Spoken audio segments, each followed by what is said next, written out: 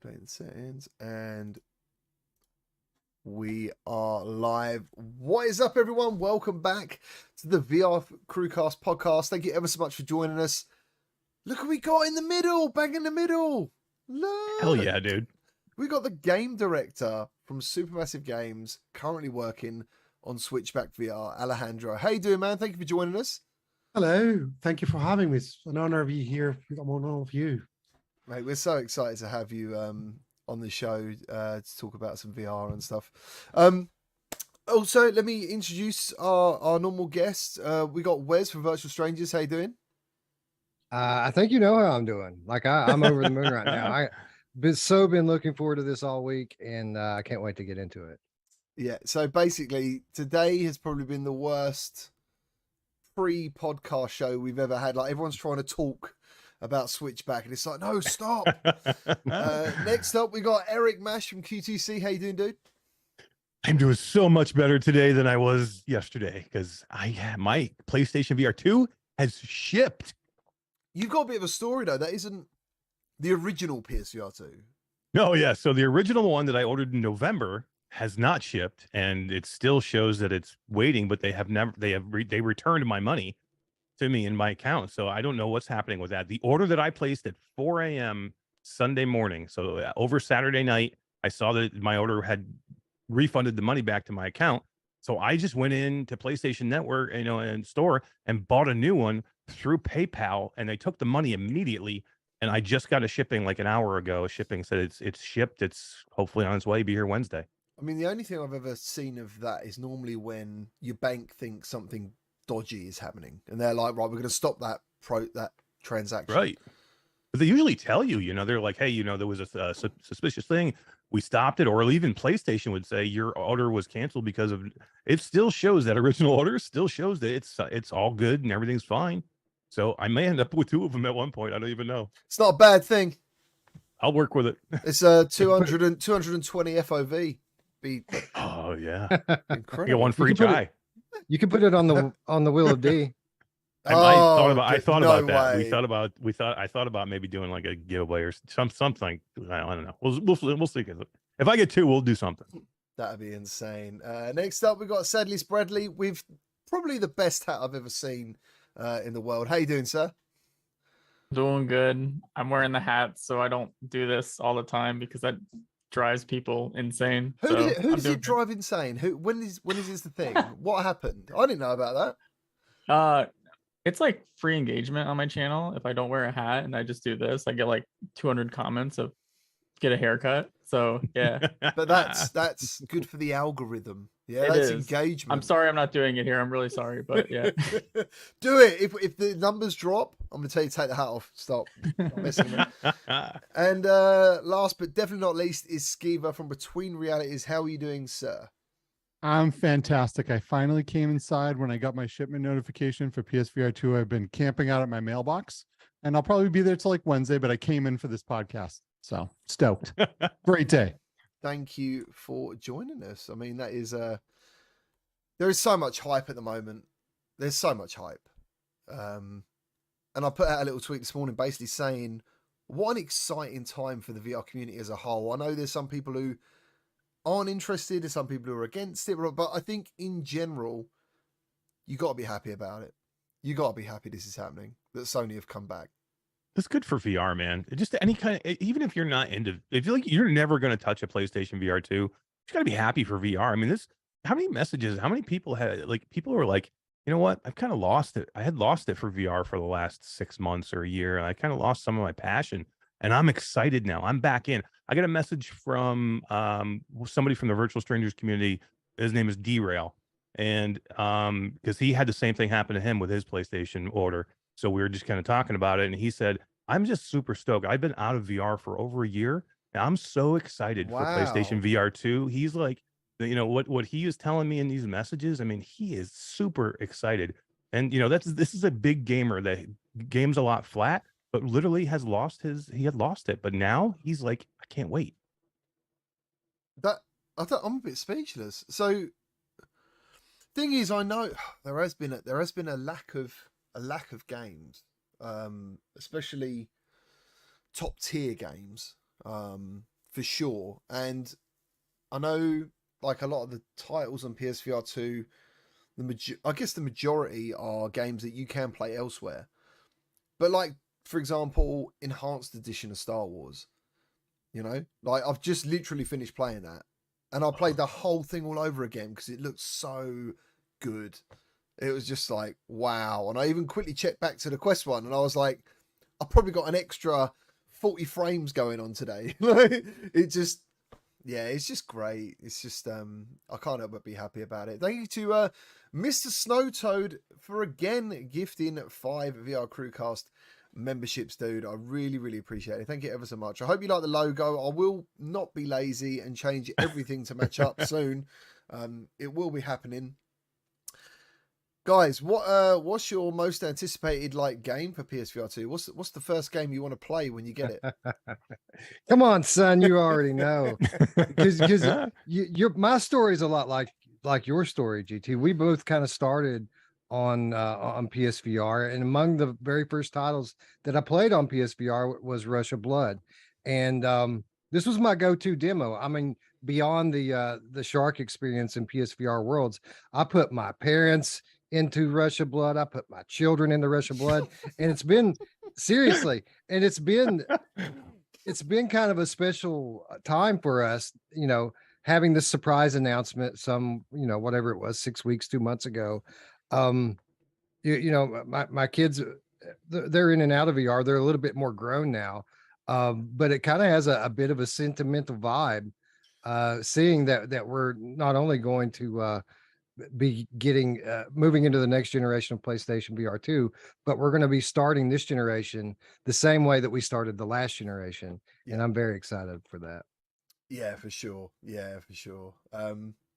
Alejandro, man, got to talk to you. Got to talk to you. You know what I mean? I mean, I hope I didn't cause any nightmares last week. No? Dude, I mean, I want you to cause nightmares for me. I'm ready. I think it was really cool. So for people who don't know, I visited the studio and played Switchback, and I didn't realize we were the first like influencers you've ever had. Yes. And and I think everyone was a bit like nervous, and everyone was questioning who should be more nervous. It was a bit, it was crazy. The whole team was extremely nervous for having you guys there. But it's the first time that as well we showed to the public the game that we've been working for nearly 2 years, and it was like, oh my god, if they don't like it, it's going to be horrible, and it's not going to be nice, and we're all going to be, you know, it was massive like pull of nerve in the studio, and we watched as well when you did the list, so we were even more anxious to make sure that, you know, he needs to like it, he needs to like this, please.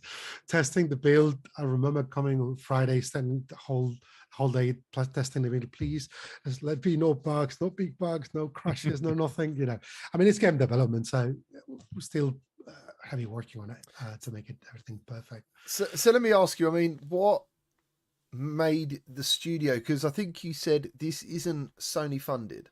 This is developed by you and published by you, I believe. Yes, it is developed and published by us. We've been having a lot of help from Sony, and they've been amazing partners from the beginning, and it's been incredible, to be honest. And it was when I joined, they already talked to me about Switchback, and that was a concept idea. It was not fully fleshed, and I was a big fan of Rush of Blood. Again, I remember buying PSVR first day, getting the VR Worlds, and you know, Rush of Blood after that, because roller coasters, love roller coasters, and horror. Come on, that was like, I love horror. I'm a big fan of horror games and horror in general, and that was like, oh my god, this is you know, it was incredible. So when I got the chance to do this, I was like, yeah, why would I not do this? It was a lot of pressure, not gonna lie, because I know, for example, you love Rush of Blood, so it's how to do a game that kind of, you know, make sure that you're all happy and deliver a bit more than what you remember Rush of Blood to be. I mean, you're kind of leading the charge as well with new hardware. So along with that comes new challenges, and you've got to think of ways to make use of the new technology. Because I'm assuming that's why Sony came to you, because they're like, we want this again, but basically for the next generation headset. Exactly. So they gave us the specs, and they're like, cool, what can you do with this? What can you bring to us with that? And I remember kind of like the first iterations, first ideas with the eye tracking, because we didn't know exactly how that was going to work. How can we implement it? It was all very fresh. I did play. I had a PlayStation 5, and I know haptics and adaptive triggers, and I started thinking, oh my god, the guns need to feel so good with this. The head rumble took me a while to get around. Like, how's that going to work? How's that going to feel? Because we didn't have anything but the tech spec. So we started throwing ideas inside the team, see how we can bring something that was kind of make it our own, grab Switchback, grab Rush of Blood, and cool. How can we elevate this with all these new features, but not like making the features feel like on top of it, but make it core to the whole experience. And that was our first mantra from the beginning. Everything needs to feel like it is not possible outside PlayStation VR 2. Yeah, I love that. I love that mindset when we spoke about that basically you can only experience this on PlayStation VR 2. Even, for example, even if you took the game somewhere else, it would only feel a certain way as it does on PSVR 2. So that's awesome. Can you say how long you've been developing? Like did it take you a long time to get these features figured in, and doing the face haptics and the eye tracking and things like that? How long? So we've been working for it for over, now it'll be a year and a half, a bit more than that. Wow. We started prototyping, towards the end. So hold on, it's 2023. So it's the end of the year before. So we did a lot of prototyping, a lot of tests, had like what we call gameplay gyms, where we played with this, we played with haptics, see what we can achieve, how much help can we push, did it work, it's not going to work. And of course, it was we got a lot of support from Sony, we got massive support as well from Epic, implementing all the features very quickly. Every time a new feature got polished, we got it in, and it was great, to be honest.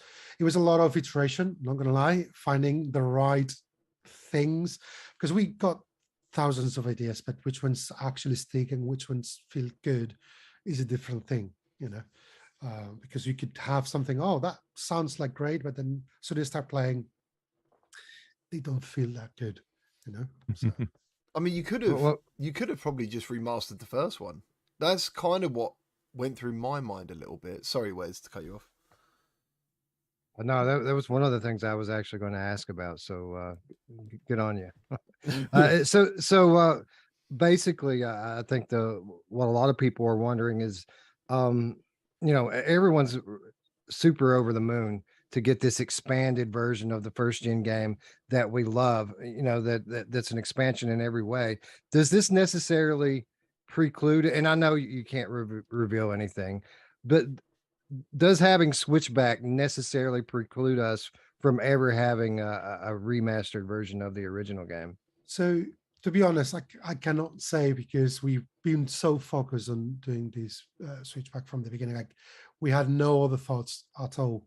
We did have, again, this is kind of like the spiritual successor of Rush of Blood for us. And we had that as a base always, looking into references, making sure that we hit what Rush of Blood did hit. But as I said before, kind of tried to push a tiny bit more that Rush of Blood if we could. So the future, who knows? But right now we're just doing Switchback. I have a question, if I may. Yeah. What's it like developing? So like PSVR 2 is advertising itself as like the first HDR headset. Mhm. What's the development like for doing that? Do you guys have to use like HDR monitors? Like how do you plan ahead for that? We kind of basically encountered the issues while we were kind of developing things. But yes, we had to, so our lighting artists have specific monitors to make sure we get exactly the same type of lighting, we get exactly the same type of, visual quality that we get on the headset. But it was kind of until we kind of put the headset on and we're like, that's exactly not the same. We should, go and try to find this out. Again, it was because we were working very close with Sony, and it was kind of interesting to get that kind of working. I was going to say, because I mean, one of the best things about PSVR 2 is the blacks. The blacks and the vibrant colours are absolutely superb. And I did mess around with the colours on my video. I spent quite a while messing around with them to try and make it pop in a way that it does in the headset. It's very difficult to do, but yeah, I wanted you to explain about the content of the game, and every level is different. Yes. So we wanted to create that every level that we created was unique and different. We have different themes, as you know, some inspired on Madame Medan, Little Hope, House of Ashes, Devil and Me, but they all have a strong theme. For example, we have Madame Medan. If you haven't played, it's more about a ghost story. So we try to kind of embrace that, and every level on that theme needed to feel unique and, you know, extremely different from the next level of the same theme. And what we did as well, so to make it more personal to you, we call, you know, your whole nightmare, we use, so Rush of Blood had a bit of branching on the levels, which was great. So we always set up like every level needed to have at least 2, sometimes 3 branches and uniques. Every time you take a branch, it's completely different. One might be a roller coaster more, the other one might be horror, or the other one might be super action, you know, and that was very important. But not only that, like using, for example, there's a point where you enter a house and we use the eye tracking. If you look this way, you might see some things moving, but then you didn't look on the other way, so you didn't know what happened in that section. Or maybe you'll blink on this corridor so that it's all full of blood, but if you didn't blink, then that will not happen.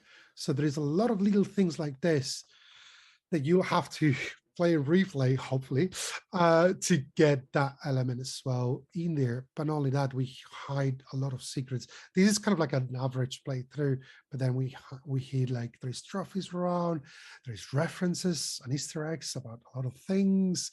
I mean, we all love horror, so, you know, we try to do the best we can with that.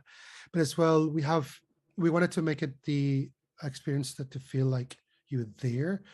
So I think you experienced that, Grace, when you could shoot basically everything you can see that it's shootable and destructible. Not only targets, but you can destroy glasses, bottles, maybe boxes, and some of them have a special marking. Those will give you more points. So how you play, how you discover those is down to you. So you can, there's kind of a bit of, it's for everyone. If you are in for the horror, you'll get the horror. If you're in for the action, you will find the action that you need. And you are there for the high score and get amazing scores, you can do that too. Yeah, I really like the idea that when you basically, we was in like a cinema studio, and because of the soundproofing, if you did speak, it was pretty loud kind of thing. So we had to be very quiet. And Alejandro called me in, and I watched Mike play, and I was like, what levels is this? He went, oh, this is the level you just played. I was like, it doesn't look anything the same. It was just completely different. And he sort of, that's when he said to me, oh, that's because there was a bit with, like, was it mirrors? And the guys come through. Yeah, I basically triggered different things, or didn't trigger different things that he did.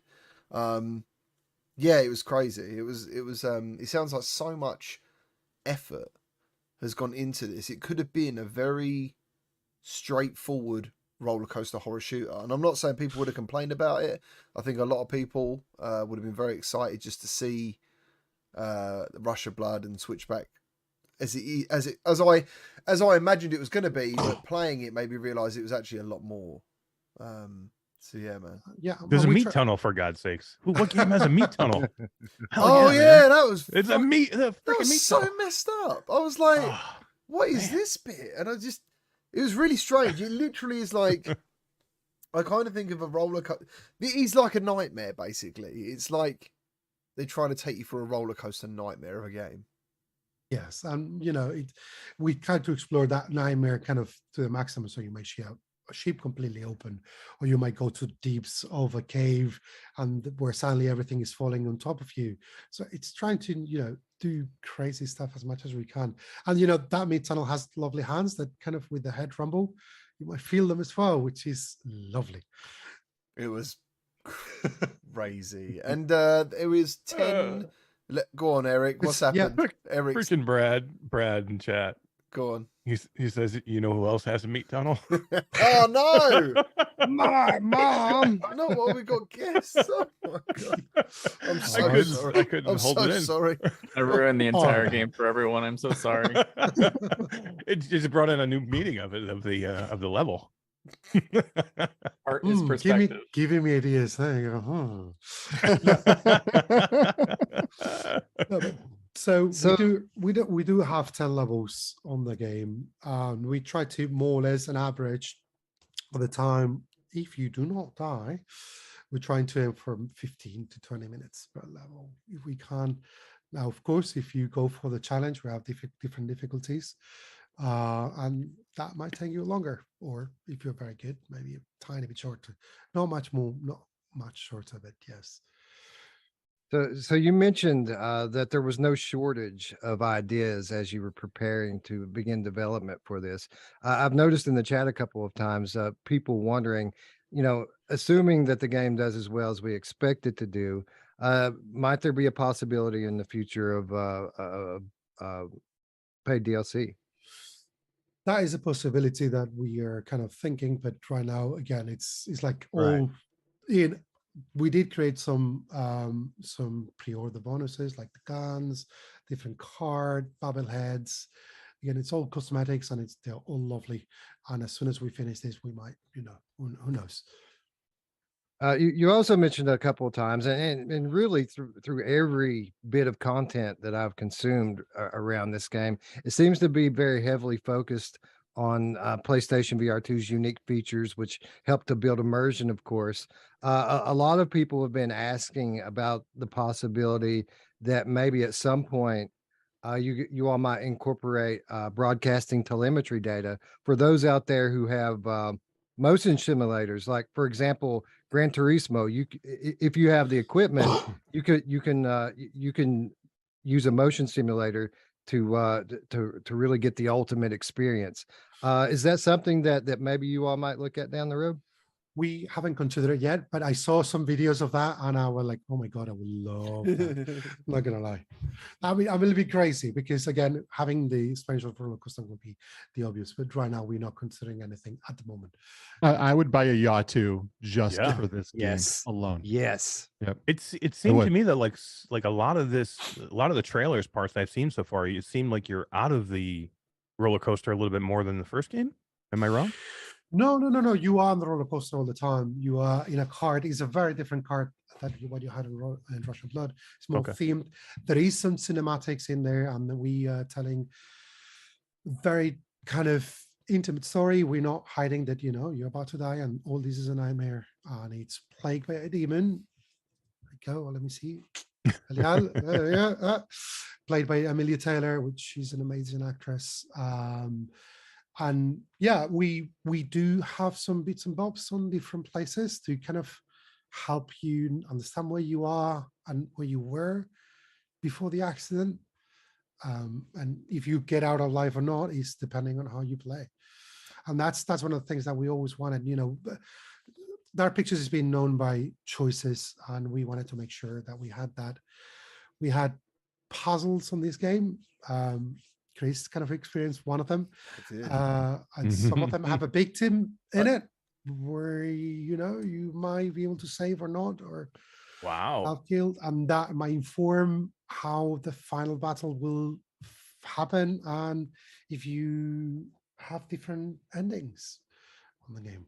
There is so much, dude, and that's why That's cool. some people are like, "Oh, I can't watch a video because of spoilers." I cut out so much. Yeah, right.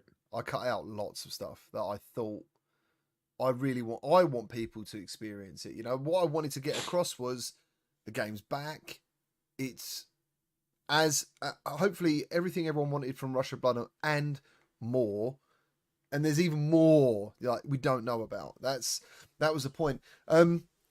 One of this, and I know some people don't really understand eye tracking and stuff. What was the inspiration for you guys to do the mannequins that move when you blink?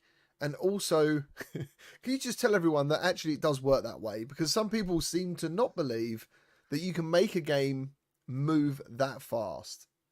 Yeah. Yeah. So when we started kind of like prototyping kind of what type of horror moments we can create with eye tracking, one of them was the blinking, but we did a lot of, at the beginning, a lot of workshops on trying to throw ideas. We watched a lot of horror documentaries, horror movies.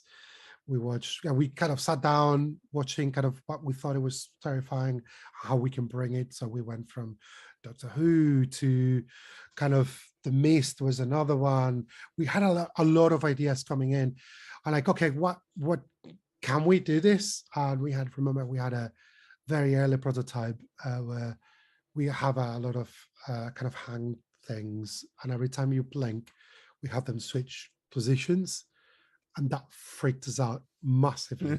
And from there, it's like, okay, so can we do an enemy that actually does this? And as Chris experienced, like every time you blink, there's more, or they move, they're getting closer.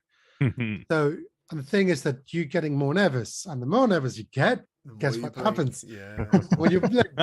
Yeah. And that you cannot avoid. But that's, for example, one of the versions. And that exactly works like this. I mean, it's very difficult to explain, but it does. It does work. So you blink and there is more. And you blink again and there is more. Or they're closer, or they start activating and attacking. But you don't know which way until you blink. And there's other ones. For example, we have others that kind of track your eyes. So for example, there's one coming, there's two. You can only keep your eyes on one of them. So one Wow. stops, the other one moves. But as soon as you Oh. look at that one moves. That's what Boy. I'm saying. Yeah, This I'm dude. is terrified sick. already. Is there stuff like when you're doing this? Is there stuff that the team was like, "Look, guys, we just can't put that in," or something that Sony was like, "Look, no, you guys can't do that." Like, is there anything on the cutting room floor that you just like Nah, you had to call, like, say no? nah. To be honest, That's freaking no. awesome. Yes. we Yeah. put. I mean, we have more ideas, of course, but we had to kind of scope, you know. But we did do a lot of what we wanted to do, and we pushed as much as we wanted to do. Hopefully, we did succeed in a lot of it. But yeah, no, it was crazy. Again, the moments are coming up with ideas, and we have a moment. We're not going to spoil too much because otherwise, you know. But we play a lot of one of the problems we faced is like you have guns, so you feel powerful. How do we scare you if you have guns? So it's like removing sensors, removing the guns away, taking the light, maybe just playing with the sound because we have the 3D audio. So you start hearing something coming from here, then going to there, knowing how much distance there is between the enemies that you cannot see. So it doesn't matter if you got guns, if you don't know where to shoot at or where the enemies are going to come from. That's kind of, we try a lot of different things. The audio team, for example, has done an amazing job to get that feeling that you are surrounded, and around you there is a lot of stuff happening that you cannot see.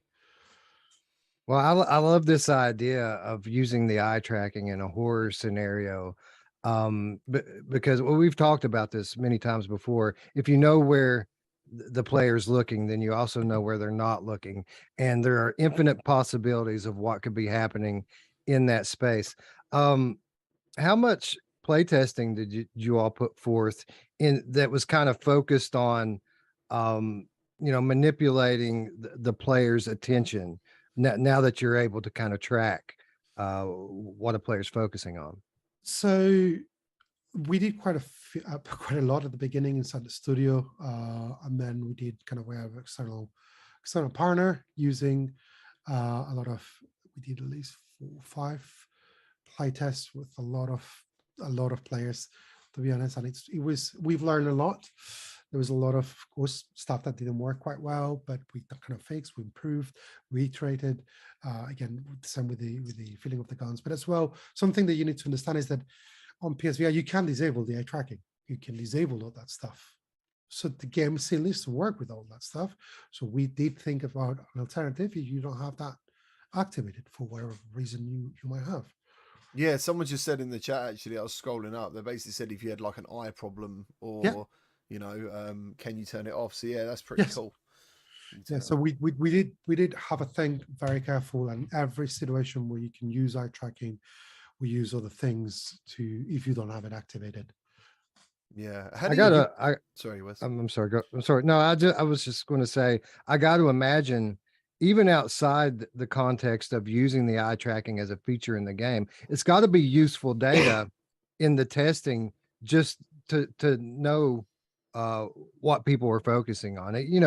Again, outside of the context of the mechanics that are built around the eye tracking, I got to imagine that testing data was priceless. It was incredible. It was incredible. And to be honest, we got reports of 80 pages every single time, going through a lot of detail, kind of taking notes, seeing what worked, what didn't, and then kind of trying to do, okay, next time we need to make proof this kind of theory, see if that works, see if people look that way, don't look that way, and what happens if they don't look, how we make sure they do. Because again, you cannot move the camera, as you all know.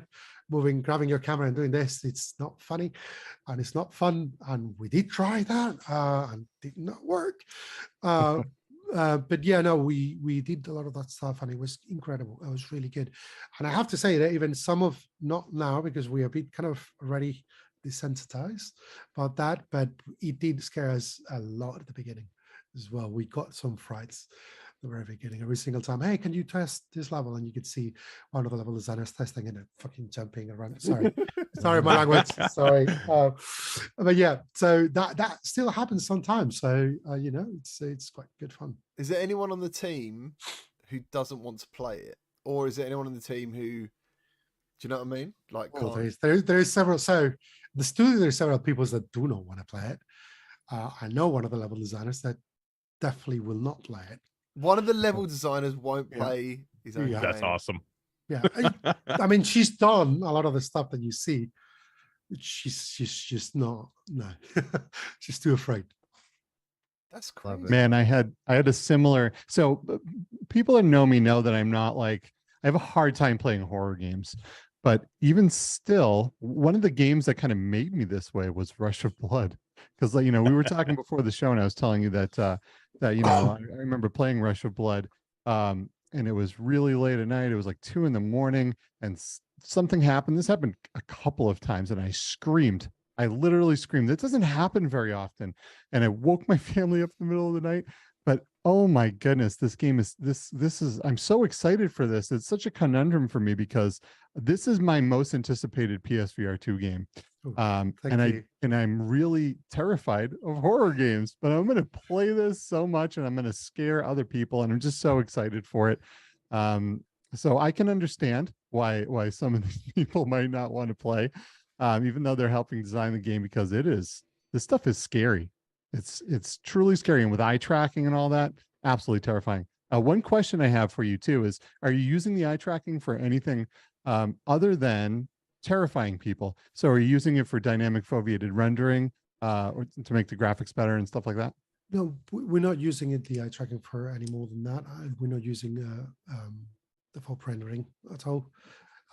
We didn't have enough time to get it all done, and it was not worth it for us at the moment.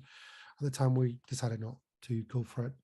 Yeah, I mean the game. I'm assuming dynamic foveated rendering is for if the game is overly demanding as well. Yes. So your game is running well as it is. Someone asked about the impact of eye tracking or something. I mean, what impact does disabling the eye tracking have on the graphics? So it's not.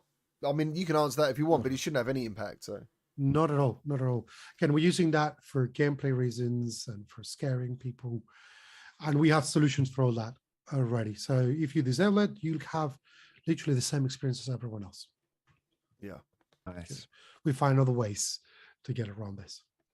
It's nice. Excellent. Thank you ever so much to Mrs. GT for gifting 5 VR CruCast memberships. Thank you, babe. Thank you. Sherzod Khan's that he said, what engine are you using for the game? Is it like a custom engine? Is it No, we're using Unreal 4. The exact version cannot tell you because we keep grading. But it was Unreal 4 when we started, and we kind of stuck with it. And again, Unreal, it's been extremely helpful. We got access to the PSVR 2 features as soon as we started on the project. So it was very good and a very back and forth. Every time we found a blocker or something that didn't work, they were there helping them and Sony all the time. So that's why, I cannot thank enough Sony and you Unreal for the amazing help they gave us and the amazing support. I can't think of them enough just for coming back to virtual reality. Yeah. Yeah. So pleased about that. Thank you ever so much to Artsin for the £5 donation. Thank you ever so much. I was going to say to you, so talk to me about your history of virtual reality yourself. Like, what got you into VR and what So you're... I never developed on VR. I did my homemade stuff when the first Oculus was released ages ago.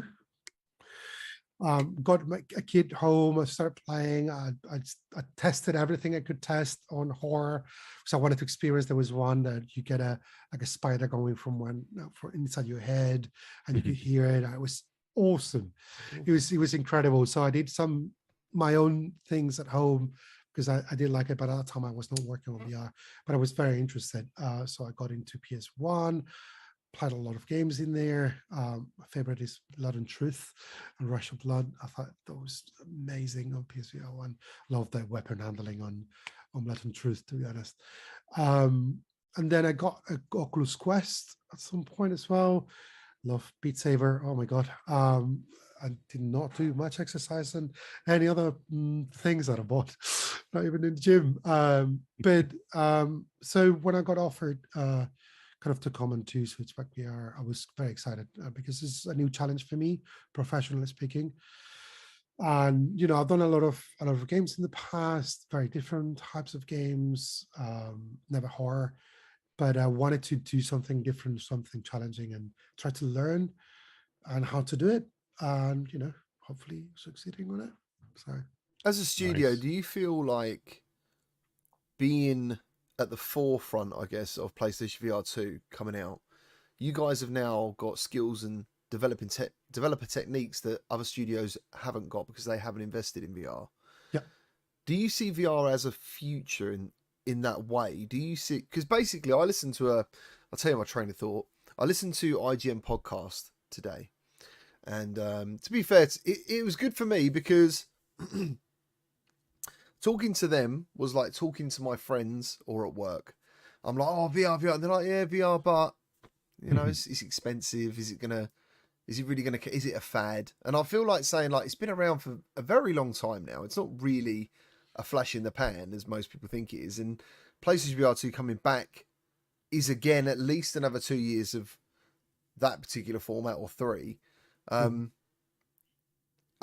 just want to know what you think of it, what you think of virtual reality and where it's going to go. And I hope it kicks off. Not gonna lie, I always love VR. I want to get games on VR. I really want to get playing intense games, like all type of games, not just shooters. I remember playing Astrobot, and Astrobot is an amazing platform, and Moss, that sort of stuff. I think we need a lot of games like this, and I think we're going to start seeing it hopefully this generation with PSVR 2, and again all the features that got in that allow us to be more creative than maybe some people didn't dare to do it before, hopefully. And if this succeeds, which I really hope it does, I hope Sony does amazingly, so we get more push from everyone kind of to do more interesting games and try to do things very differently. Again, when we sat down to do this one, like, cool, this is the specs. Okay, can we do something interesting? How can we apply this to a fight, for example? How can we apply this to horror? How can it's not grabbing a game that we had, and how can we make this VR, which is valid and it's awesome, and I think it's great. For us, like, no, is how we start doing this, the game we do in VR already. So it's not thinking first in classic format and then bring it to VR. It's like, no, this is VR. So we need to consider everything that's on VR. So you don't know what players are looking at. You cannot control the camera at all. People can get dizzy, people can get exhausted. How can we allow for all that kind of, cater for the medium, not trying to make something that's not for the medium inside the medium? I think we need to rethink a lot. It's like when we jump from 2D to 3D in games. There's a lot of, you needed to rethink all the game design. It was not the same ideas were not working. I think for VR is exactly the same thing. You cannot think the classic way. Otherwise, Yeah. that's not going to work. Yeah, I think it's super interesting what you put into it. And was it so? This was originally supposed to be a launch title. So and it did get delayed off of launch, and that had to be a difficult decision for you and the team to make and do. Can you tell us a little bit about what happened there, why it was delayed, and how that process works, and how hard it was to make that decision? It was always hard to decide, we need to push it. But to be honest, we wanted to deliver the best. We wanted to polish more. We wanted to get something very stable. We wanted to give like the experience we wanted to give. We didn't want, we could have rushed. Yeah, of course we could. But then we won't be happy with what we release. We want you to experience what we really wanted you to experience. So for us, what's very important, like we all sat down, we all look at what we had. Yeah, can we push for this, or can we give us a bit more break time? I know some people say, "Oh, what 3 weeks does? 3 weeks does a lot of things." So we keep polishing stability, frame rate, adding that extra quality in some sections that not many people might see, but that's fine because we still want that level of quality there. That jump scare that maybe only 5% of people will see it. That's fine. It's just polishing. It's not adding new content because that will be not wise, but it's just making it sure that the quality is what we want to be. Again, this being in the launch window, it needs to be representative of PSVR 2, and we want to be, it's a comeback from Supermassive to VR. We want it to be as good as it needs to be. It's dreadful when you launch something and you say, it's not really. So we wanted to be proud of what we released. Always preferable to wait for a launch rather than wait for a patch. Yeah. And to be honest, it was difficult. I'm not going to say we all sat down and said, yes, we should do this, because we all wanted to release with the device, of course we did. But we needed to think, cool, can we really deliver what we want or not? Yeah. I always wonder about the financial risk of you guys. There must be a little bit of an element of will it sell? Like it's not, because you guys are very quite well known, obviously, outside of VR. So, this is another new page. So I just hope PSVR 2 does really well, man. I hope it sells really well. And again, it's the first title that Supermassive self-publishes. Yeah. So all right. That's what I'm saying. Yeah. Normally it's Namco. Namco. Yeah. And we wanted to, that's why kind of let's try this. Let's do this PSVR 2 title, and let's bring a good team and be proud. And that again, we need to deliver something that has quality because it's self-published. We need to show that we can do this, in a really strong way. I asked about a physical copy while I was there. Is there ever going to be a physical edition? I want the physical edition. Yeah, nice. I'll go back. The triangulator in chat asks, how's performance with PSVR 2 and Switchback so far? Does it run at 90 frames? Does it run at 120 native or reprojective? Is it variable? What rate is this game running at? It's at 90 frames per second at the moment. So we try to push as much as we can. That is 90 frames per second. Nice. It's stable. Superb. Yeah, it is completely solid. Like, I love that. And Sherzod Khan City, thank you for the 199 donation. Asks, plans for any other platforms? At the moment, we're focusing on PlayStation VR 2. Yeah. And it's exclusive. So we've done all this work just for this. Yeah. And how long was it ago that you actually got a PSVR 2 in the office to start this sort of development process? I think it was December, not the previous year, the year before. Jeez. December of 21. Wow. Yeah, we got the first kids there. There was prototypes, and it was awesome. It was really good. Jeez, back then we were still crying. And will there ever be another Rush of Blood? Where you guys are working on it. And we were like, oh man, we can't tell us. It was really cool because there is a lot of fans, some massive games that keep asking for Rush of Blood, and every time there is an announcement, it's like that kind of comment and Rush of Blood, or like, And we were like, Wow. we'll come. Guilty. Yeah, Guilty. right. I know, right? It hasn't just been Rush of Blood either, but every game that has launched from Supermassive, I'm always on social media like, can we have it in VR, please? Please. We miss you, Supermassive. We're glad you're back. Now you got your wishes. Heck yeah. Yeah. Awesome. And I want to put this out there as well. PSN ID Lethal Weasel VR. If anyone thinks that they're going to touch me on these leaderboards, you're sadly mistaken. If you think you have what it takes, Wow. He's hit like me up. throwing the gauntlet down right now. Ooh, okay. That's going to be embarrassing when I'm ahead of you. That's going to be so embarrassing. Bring it, son. Oh, let's do this. Do you know what it makes me think about? There was a roller coaster sort of park near me, semi near me, and there was like you could race each other. You know, imagine. I think that would be such a cool feature in a shooting roller coaster Like game. it. Yeah, I like it. I think it'd be wicked. That'd be really cool. I think it'd be really cool. I think it'd be really cool. Yeah, imagine Switchback looking over and seeing your friend on a cart going by. Screaming. Yeah. Yeah, that'd be great. So And what, then the co-op Switchback? Is that confirmed? Yeah. Confirmed. And think about the possibilities with the branching paths. You Yeah. you could be racing at one point, split off and experience totally separate parts of the track, and then reconvene toward the end or midway through. That'd be I like it. awesome. That'd be I like it. awesome.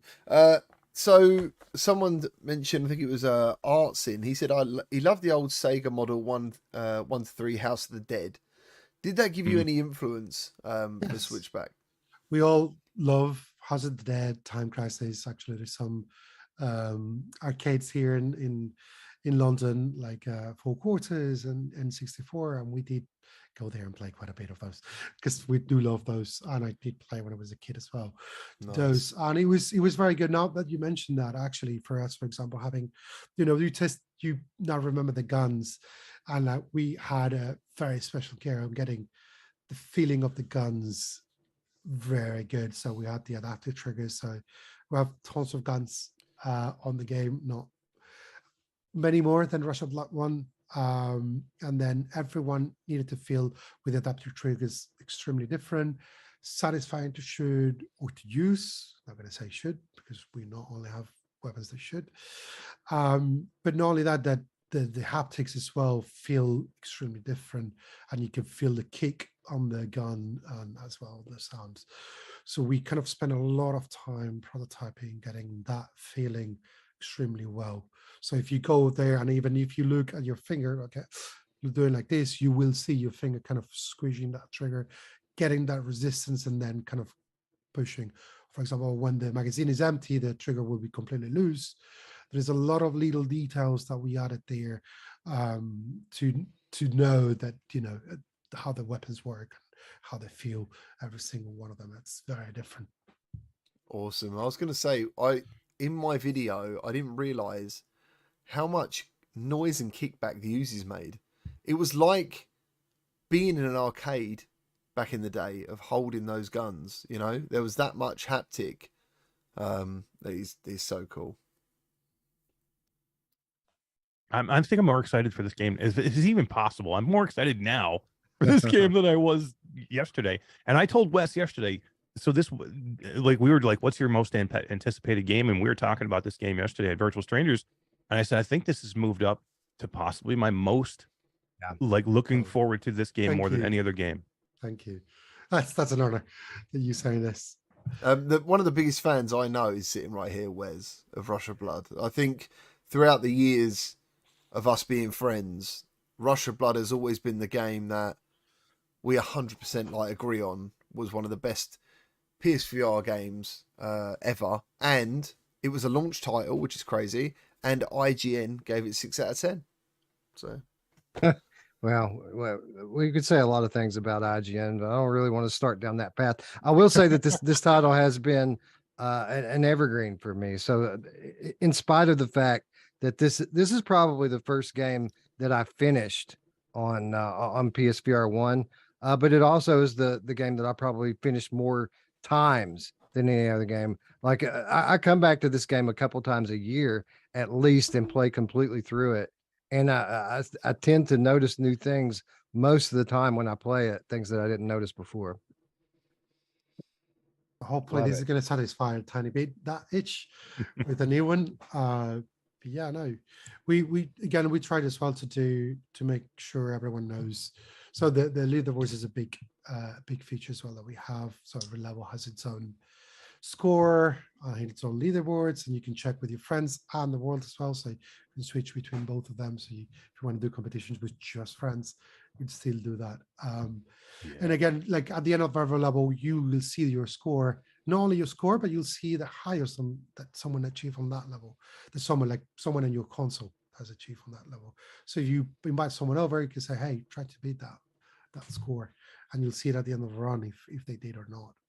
That's so cool. I wish there was a way you could get notified when somebody beat your score. Like you get like a little thing that popped up, like say Wes Dillon just beat your score, and I'm like, oh, now I got to go back in and play for 5 hours and figure it out. Again, we tried. Yeah, sorry. Go ahead. No, I was just going to tell him if he wants to get these kind of updates, he just needs to check his text messages because there's going to be a lot of that going on. I'm ready. Let's do it.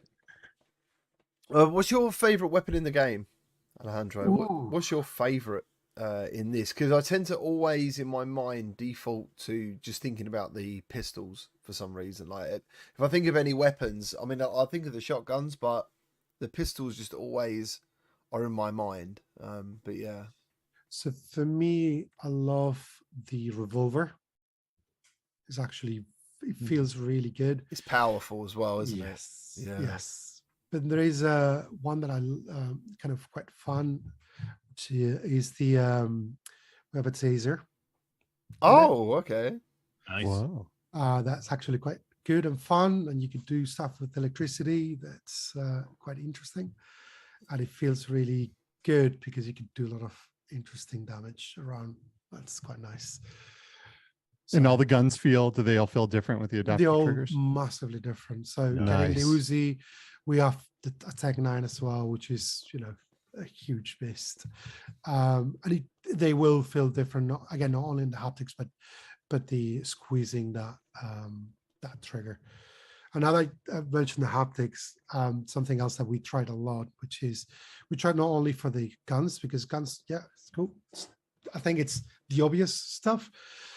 But for example, if you're going uphill and you get like getting that on your haptic was very important for us because we wanted for you to feel there, or you go to an environment that's draining, you'll feel the droplets on your hand, or if the sun is falling on top of you, you'll feel it on the HDR and then on the hands.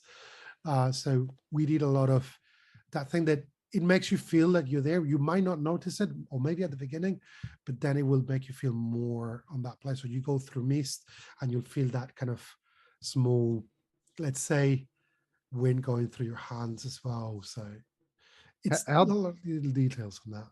How difficult is that to develop for? Having a controller that's capable of such a wide range of different tactile sensations. How difficult is it to kind of maximize the potential of a feature like that? It's difficult to say when to stop. It's actually very easy to implement, very easy to get in. It's extremely easy. It's like, okay, how much can you get in?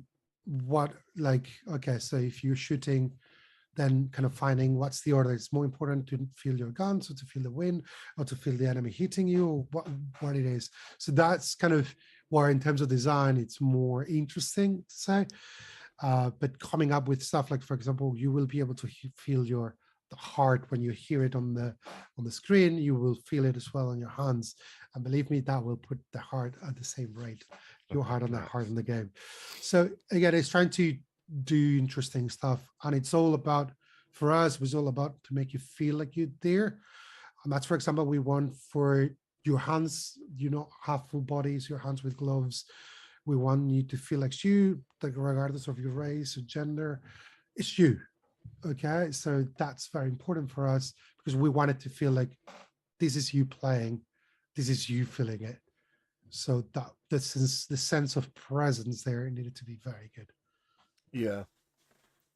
Someone asked about This game has hands, does have arms, does it? Because I think the first game Hands had arms, didn't it? If I Yes, remember and body correctly. as well. Yeah, the first one. that's Yeah. right. Yeah. So we have hands. We have we have leather gloves. So you can see that you have some leather gloves, and we have even a wrist there. I'm gonna kind of spoil it a tiny bit, but when you get special guns, you'll get some skulls on that wrist, and every skull is a magazine that you have. So every time you use a magazine, that skull will kind of destroy, That's explode cool. slightly, and you know you have less and less ammo on that gun. That's a great example of a refinement over the first game. You know, there in the original Rush of Blood, if you were if you wanted to know how much ammo that you had left for any particular weapon, you had to take your eyes off the action and look down into the cart. And I did notice that during last week's gameplay content that it's going to be much easier to track your ammo in this one. Yeah, so we did iterate a lot on that because it was, not gonna lie, it was difficult to get. Like, okay, how can we make sure you keep your eyes there? And again, yeah, you can put a UI on top of your head, like a helmet. That will be the easy one, but then it will break the core idea that we have. It is you there. So if I put an overlay, that's not you anymore, as someone with a helmet. So it was, and we knew that, you know, you have all the time the guns like this. So what you see all the time is your hands. That's what you see. So we tried to play a lot in there. We tried to put it in the card. We did a lot of focus tests in this to get something that we think it's actually working very well. I don't know about you guys, but I don't really the arms in a game doesn't really bother me. I don't mind just seeing like my hands and a wrist. Like I know there's some people out there like, oh, I need to see my arms in VR, and I don't really care. Like sometimes if you do your arms wrong too, it looks completely bad in VR. Like I would prefer not to have it than to have it done and they look like they're all stretching out and they're longer than they're supposed to be, or thinner or disproportioned. So I don't know. What do you guys think? Or when you cross as well, that's Yeah. always a problem. I like in games like Ghost of Tabor or in No Man's Sky, how you have the option to turn the monitor off. Yeah, that's a good idea. Best of both worlds. But, I Either way. like having I only like having arms and applications that actually support full body tracking, because once you do like a full body tracking app and you have just body parts you can't control, you're just reminded that you have no presence anymore. It's rough. Yeah. So actually, we did a lot of tests in that as well. Like, okay, so what happens if you collide with this with your hands? We even tried to do like, we did a lot of prototypes. So for example, we tried to do two-handed weapons, see how that worked, and if we could do them or not, and what problems two-handed weapons will have. And the biggest one we found, again, I'm not saying that this cannot be done, okay, but you know, because if you start doing like this, you'll end up kind of drifting down. Are you going to pull the weapon down? Are you going to see your hand there, and your hand is going to be basically on your legs in real life? So we kind of tried playing with all these things, like how to feel like your hand needs to be exactly the same position that your hands are. Otherwise, that's kind of, as you said, Bradley, kind of automatically disconnects. Like, oh, that's not me actually. That's a bit of like, oops, okay, that doesn't feel okay. So we need a lot of concessions to make sure that, again, it's getting the feeling of you there. Whatever happens, your hands are your hands. So you need to keep track of them all the time. Any nervousness with motion sickness with people in this game being in a cart? It was something you guys looked at or were worried about in any way? We work on that a lot. So we started with the basis of Rush of Blood on that. I think it was quite good on Rush of Blood, for not saying extremely good. Yeah. So we had the basis on that, but what we tried to do is to kind of make it so PSVR 2 has tech to allow you not to feel that, which is quite nice. But not only that, on the prototype phase, we pushed the limits. And believe me, I got massively sick a lot of times. It's the same as level designers. So we test how fast can we go? How much can we turn? Can we do a loop? Can we not do a loop? Is that okay? No, it's not. Guess what? Yes, it is. Yeah, right. Yes, it Yeah, is. I want a loop. Do it. Dude. It's okay. You gave me hope then. I was like, is there a loop? Oh. No. So I was so hardest for developers because like even us, like we never know like what makes people sick, because most of us don't get motion sick because we're in VR so much. So it probably helps if you have people on the team that do get motion sickness. So at the beginning, we got a lot of motion sickness. Right now, we just don't feel it. Even we play at 3 times the speed, which I do not recommend for everyone that has not played the game. But just because we wanted to test stuff, and it doesn't bother us at all. Like it's become like, oh, yeah, okay. Like, but at the beginning, because we all were new, we tested how much can we push a drop, how much can we push this stuff, and then. But it's still, I mean, Supermassive is very big, and we keep inviting people in. Like, cool, have a look. Oh, I always get dizzy. Like, yeah, cool, you're perfect. Let me see. However, while developing, so I'll say, you need to be very careful. Again, I remember one day that we were testing, I think, 200 kilometers an hour. So I say kilometers, but I don't know how that is in mouse. And I got a problem with frame rate that day, and I was testing it, and I got massively sick, and I had to go home because I could not function the rest of the day. Hey, that's Nice. good, There you yeah. go. You're pushing the limits. I like I it. do that. I do that at least once every other week. I'll be like, I went a bit too fast today. I need to go home. Sorry about Yeah. that. Can we work it out? Or can you guys send us access to the game so we can run this at 3 times speed? Yeah, please. Debug mode. Yeah, come on. Please. We're all I friends gotta here. say, I have a lot of trust in Supermassive games when it comes to this because, one of the golden rules I always tell people when doing VR demos for new people is never put someone in a roller coaster. But I will tell you that when Rush of Blood was a thing, I put a lot of people through Rush of Blood, and not one person got motion sickness, which is a huge testament for how much you guys test this stuff, because roller coasters are typically bad for this stuff, but you guys nailed it originally. So I have complete faith in you guys in this one. Hopefully we haven't pushed too much, but yeah, no, honestly, we've tested a lot, and we made sure that, again, I joke about being sick and stuff like that, but we always take a lot of good measures, and, we were very responsible. No one got harmed, promise. Nice. It's good to know, because I'm sure there's people that maybe were nervous of, maybe new people in the VR that maybe have been maybe nervous. So I'm glad that you had said that out there. So yeah.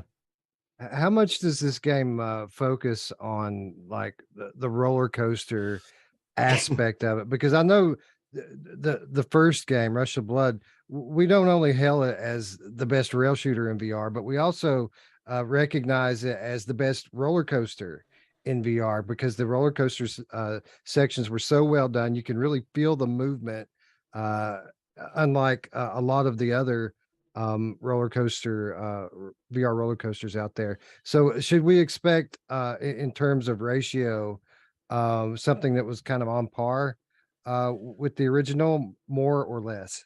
Quite similar, I'll say. However, not all the tracks have the same.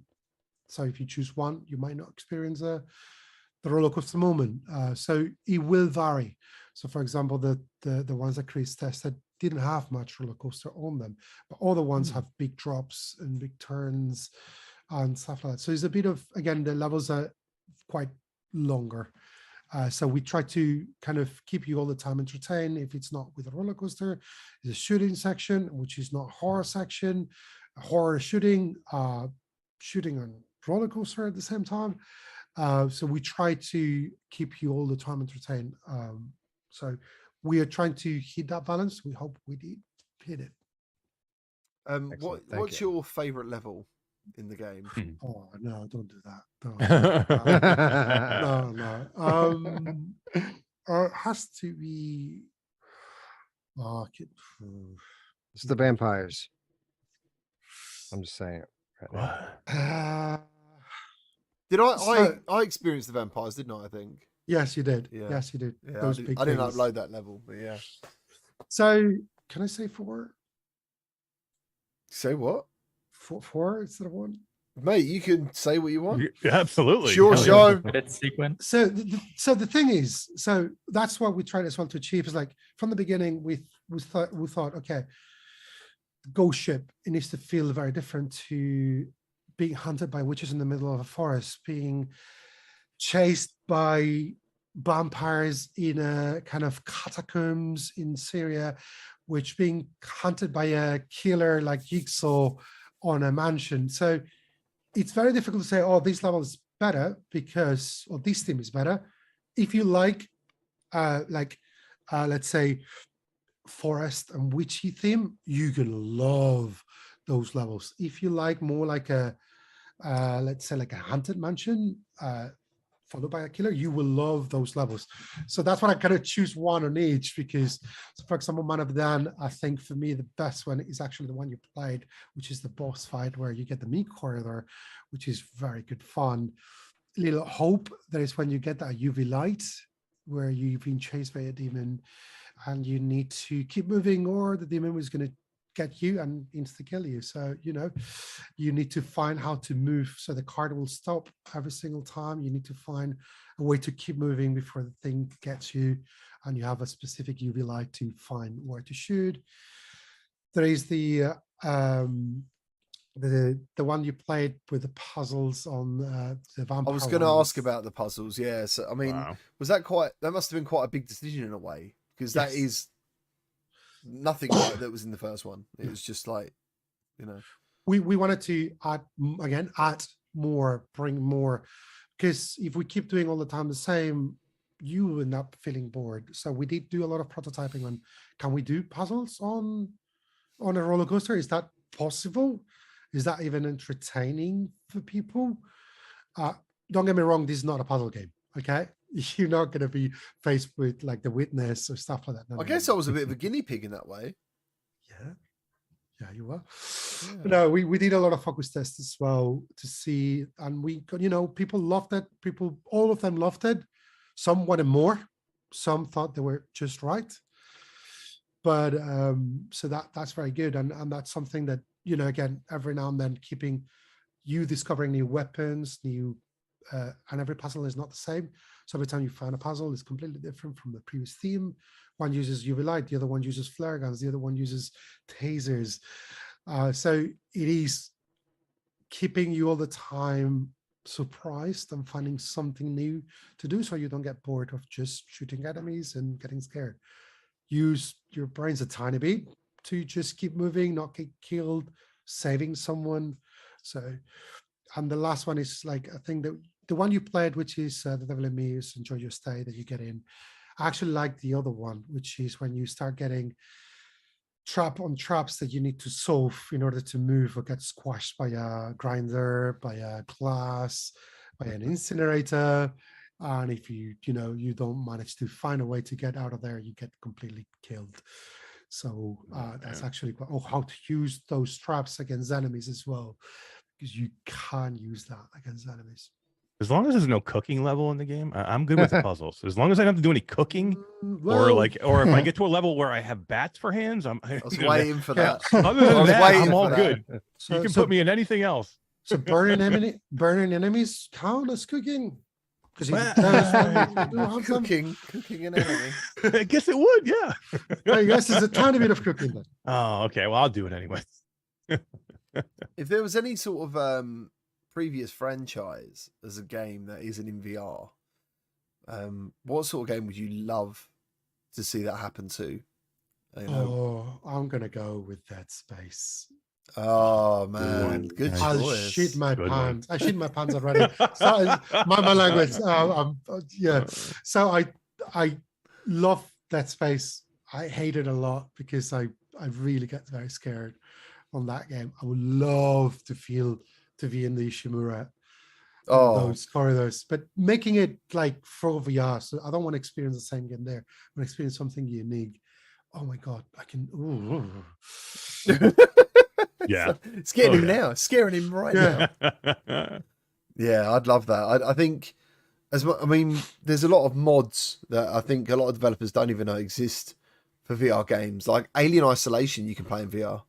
Yes, I played that on Oculus. That was so like good. That thing. And the first time I got killed by that was so like. Did it come through? Did a spike come through? Yeah. I was like, whoa, okay, what's this? Yeah. That was the first time I felt like, okay, maybe horror is an intense thing here. So yeah. Oh man, I love that. Where are we in the chat? Thank you to everyone being here today.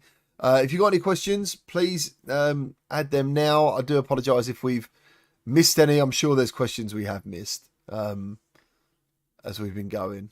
But thank you ever so much for being here. Thank you for all the donations as well. Everyone's been really supportive. So what date does the game come out, Alejandro, please? 16th of March. Oh, I thought it was 22nd. 16th. That's good. 16. Skiba, we're not even going to be home. Oh no, Dude. Oh, we We- need early access. Oh no. Yeah, can we get access to it now? Because listen, I'm gonna cry. If I Now. can't, I'm gonna. Can I Because now?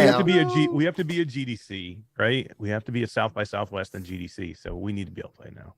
So Oh, come to the no. office, you know. Oh man, why don't I need to live in Europe? Yeah. I don't know, dude. I mean, For real. a lot of the, I don't know where the developers mostly are. In a lot of them seem to be in Sweden and stuff. Yeah. A lot of them Sweden, seem to be in right. Sweden. Poland. But even Poland as England, well. England, you have some Yeah. developers there in England, like Soul Assembly, I think, is in England, and Yeah, there's and a few Dreams others as there. well. Yeah, and Dreams. Fire Sprite, I think they're in it. Yep. They're here Yeah, as here. well. Yep. Yeah, we got quite a few here. Fire Sprite have been really quiet though. With Horizon, I used to talk to a couple of them quite often, and then it was like PSVR 2 thing happened, and they went, like, that was it. It was pretty interesting. But Biggity Bam, why would you even write that? Why would you even write that? That is just Yeah, of course. It is actually even with Super Nintendo. Ah, I mean, if sweet. you plug it to Super Nintendo, works Can I use perfectly. it? Can I use my Dreamcast? Yes, yes. Yes. And then you got Sherzod Right. asking what is a GameCube? Like, it's how old is So, Oh my god. so I'm going to ask the most unexpected question of the stream. Should we expect a next gen remaster of The Inpatient?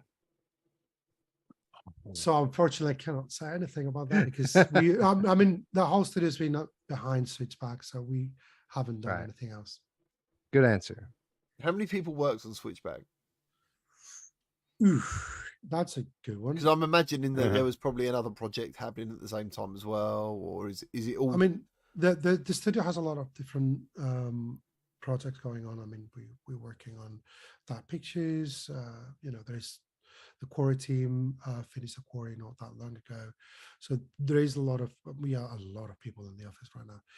But I'll say, don't quote me on this, okay? But I'll say around 60 more or less. But dude, after Nice. going through Horizon's end credits, which are fucking unskippable, it was like, you know, when you watch a Marvel film and you think, you know, you got to wait for the end. I Yeah, couldn't for the skip. Easter egg. I couldn't skip the credits, so I thought, well, maybe something good's going to happen. So I hope you enjoy your credits. Ooh. Oh, nice. Oh. Pew, pew, pew. Hell yeah. Pew, pew, pew. I mean, Oh yeah. There's been some games. I love it. There's been some games where you shooting credits. I love all. Astrobot did that. Yeah. Love that one. Or I just want I want an Easter egg at the end of the credits. I'm good with that too. Give me anything. Give me news. Give me I don't know something. Teaser. Carnival Barker. Give us the Carnival Barker. Everyone misses him. Yeah, Yeah. I do. I was hoping in some way he would make a reappearance. Shades of Grey Matter says, "Do you does Supermassive are you going to make any more PSVR 2 games or VR games in general?" I cannot say at the moment, unfortunately. Again, I wish I could tell. Yes, of course, but again, this is our team, which is the VR team. It's focused on this right now. Yeah, We yeah. Don't look at anything else. Yeah.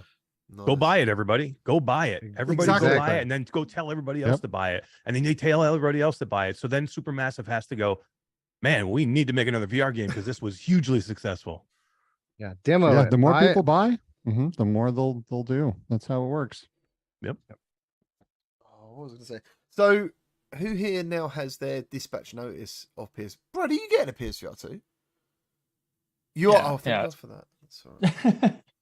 I know- Will you play? Are you going to play this game? I know Brad? VR chat isn't on it. That's all. I was a bit like, It's actually kind of funny because there's a lot of games that like were on Quest that I just kind of skipped, and I'm kind of glad I did now because I'll be able to play the enhanced definitive versions on PSVR 2 now. So yeah, I might be a gamer once again. We'll see. Nice. This is exciting when you can get Brad back in a new hardware where he becomes a gamer again. that'd be great. That'd be great. That's why he's Heck got the yeah. town. Yeah. Yeah, man. Did we tell the chat why you're wearing a hat? I can't remember. I think I mentioned it. Oh, Yeah. right, okay. If we didn't, there is a mystery. Can you please write your guesses of why you think Brad is wearing a hat today? That'd be Giant bald spot in the middle. He's got an animal. He was taking apart a new headset that he got sent, and he burnt a spot in his hair. I actually did cut myself opening up something recently, so it's funny you say that. You Just sliced my knuckle. So who Was it the big screen beyond? No, it was something related to Quest Pro. Anyway, Thank you for starting a fight with myself and my co-host from Q2C VR Gamer the other night too. By the way, on air. There was some tension. I know you guys had to get it out of your system. We You're had welcome. to, right? It needed to come out. I like when two co-hosts get into it on air. It's always fun, and Brad was just stoking the fire. A lot of people think you're bald, Brad. You're wearing a wig. The hair comes with the hat. Yeah. Oh, Nice to see so all these awesome. people saying they just pre-ordered Switchback in the chat. Ah, that's great. Nice. Thank you. Nice. From what I've played, I don't think you'll regret it. Yeah. So, what about you, Alejandro? Any games you're looking forward to on PSVR 2 yourself? Because I think we spoke a little bit about Horizon. Oh, sorry. Call of the Mountain. I'm super hyped for that. I'm not gonna lie. Plus, I know some Nice. people working on that, and I'm more than happy to see what they've done. So I'm super happy.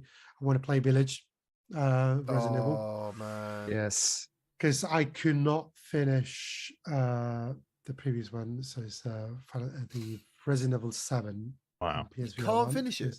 No. Too scary? Yes. Nice. What? Well, yeah. When you got the chop hand, I went, nope. I'm out. I'm done. I'm gonna play normally now. So because it took me ages to get to that point because I was getting so scared just to move forward. So I was like, yeah, no, that's too intense. But Village, set myself to start and finish it from beginning to end. I don't know. In some ways, I do think that maybe RE7 was more. I don't know what the word is. More of a psychological horror game, a little bit. There was action, but I think RE8's more actiony. Yes, than, it does feel. I mean, RE7. the whole beginning of RE7 with the house, it reminded me a lot to Blair Witch and Chainsaw Massacre and Evil Dead, which amazing, but just very spooky. I love talking to a dev that is a gamer. Like this, you know how many developers I talk to who like don't care about VR. They love making games in VR, but they could care less about ever playing a game. So super cool to get somebody who geeks out over games like us. Oh yeah, and I mean I'm a massive gamer. I mean, the only thing I don't do when I don't work is play. So there you go. What was your first console and stuff? What's your retro background kind of thing? Oh, I started with the Spectrum ZX. Oh wow, proper. Wow. Nice, got it. Yes. So, and that's how I knew I wanted to do games. So I was 6 years old. I grabbed a book, copied something that meant to be a game, and I saw my brother play, and I went like, "Oh, for fuck's sake, I need to do this." And everyone in school asked me like, "What do you want to be as when you grow up?" I want to do games, and everyone like, "You silly." And then, but yeah, no. From that, I went to Master System, and yes. But then I switched to Super Nintendo and became a Nintendo fanboy, and I'm a Nintendo fanboy till the very end. I do have all the consoles now, so and PC, a good PC to play, because for me it's not about consoles or PCs anymore. It's where the game is. Yes, well said. It's a good game. I don't care if it's on Switch, if it's on Xbox. I mean, I'm super hyped to play Dreadful when it comes out. Love vampires, and they're really good people. Arcane, so really want to see. And I don't care where the game is. I'll go where the game is. So, but yeah, I've gone through all consoles: 64, Super NES, 64, and PlayStation. My first Xbox was 360, and I love those Mass Effects. Right now, I'm collecting Game Boy games from my childhood. Nice. Good shout. You said Mass Effect. You're a Mass Effect fan? Oh yes, that was one of my favorite franchises of all time. The second Mass game. Effect. Oh my god, the second game is. The second game was my favorite. Oh, so good. Just going through and getting your whole crew together was just such a fantastic ride. That's the first game I swear to God, I want to that mission. And I finished the mission. I went, no. Loading back as no one's dying. No one's dying. I refuse. This cannot happen to my team. So I repeat that mission 3 times. That's the first time I care enough for characters that I had to replay the scenes. There's no ways.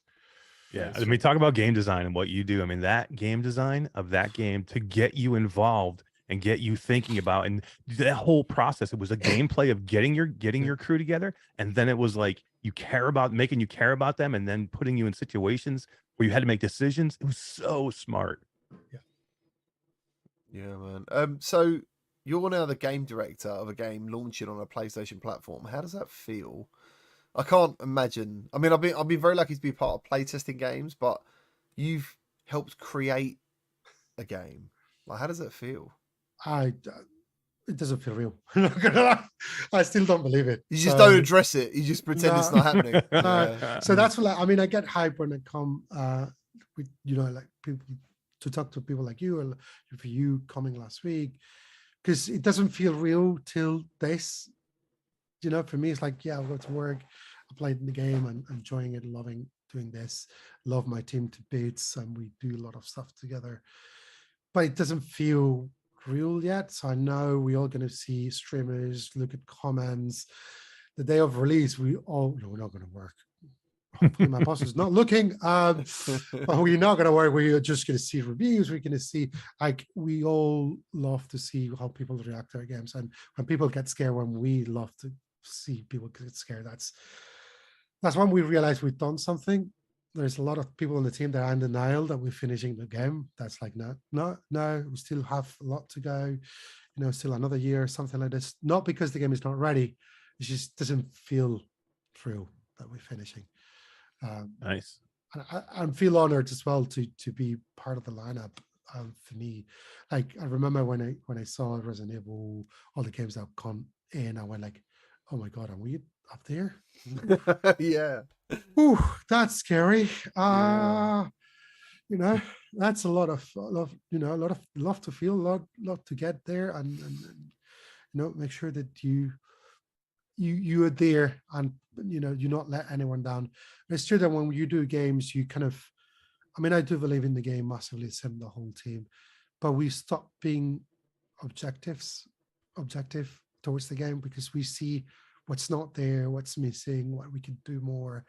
It's very difficult for us to see it as something that people will get impressed. Like when it kind of, everyone watch your reaction videos, and I'm like, oh my God, people are actually enjoying this. I was like, yes they are.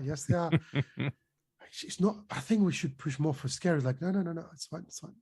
Don't need to make it more. It's fine. We can do more later. No. Fantastic, man. Fantastic. Well, thank you ever so much for being on the show.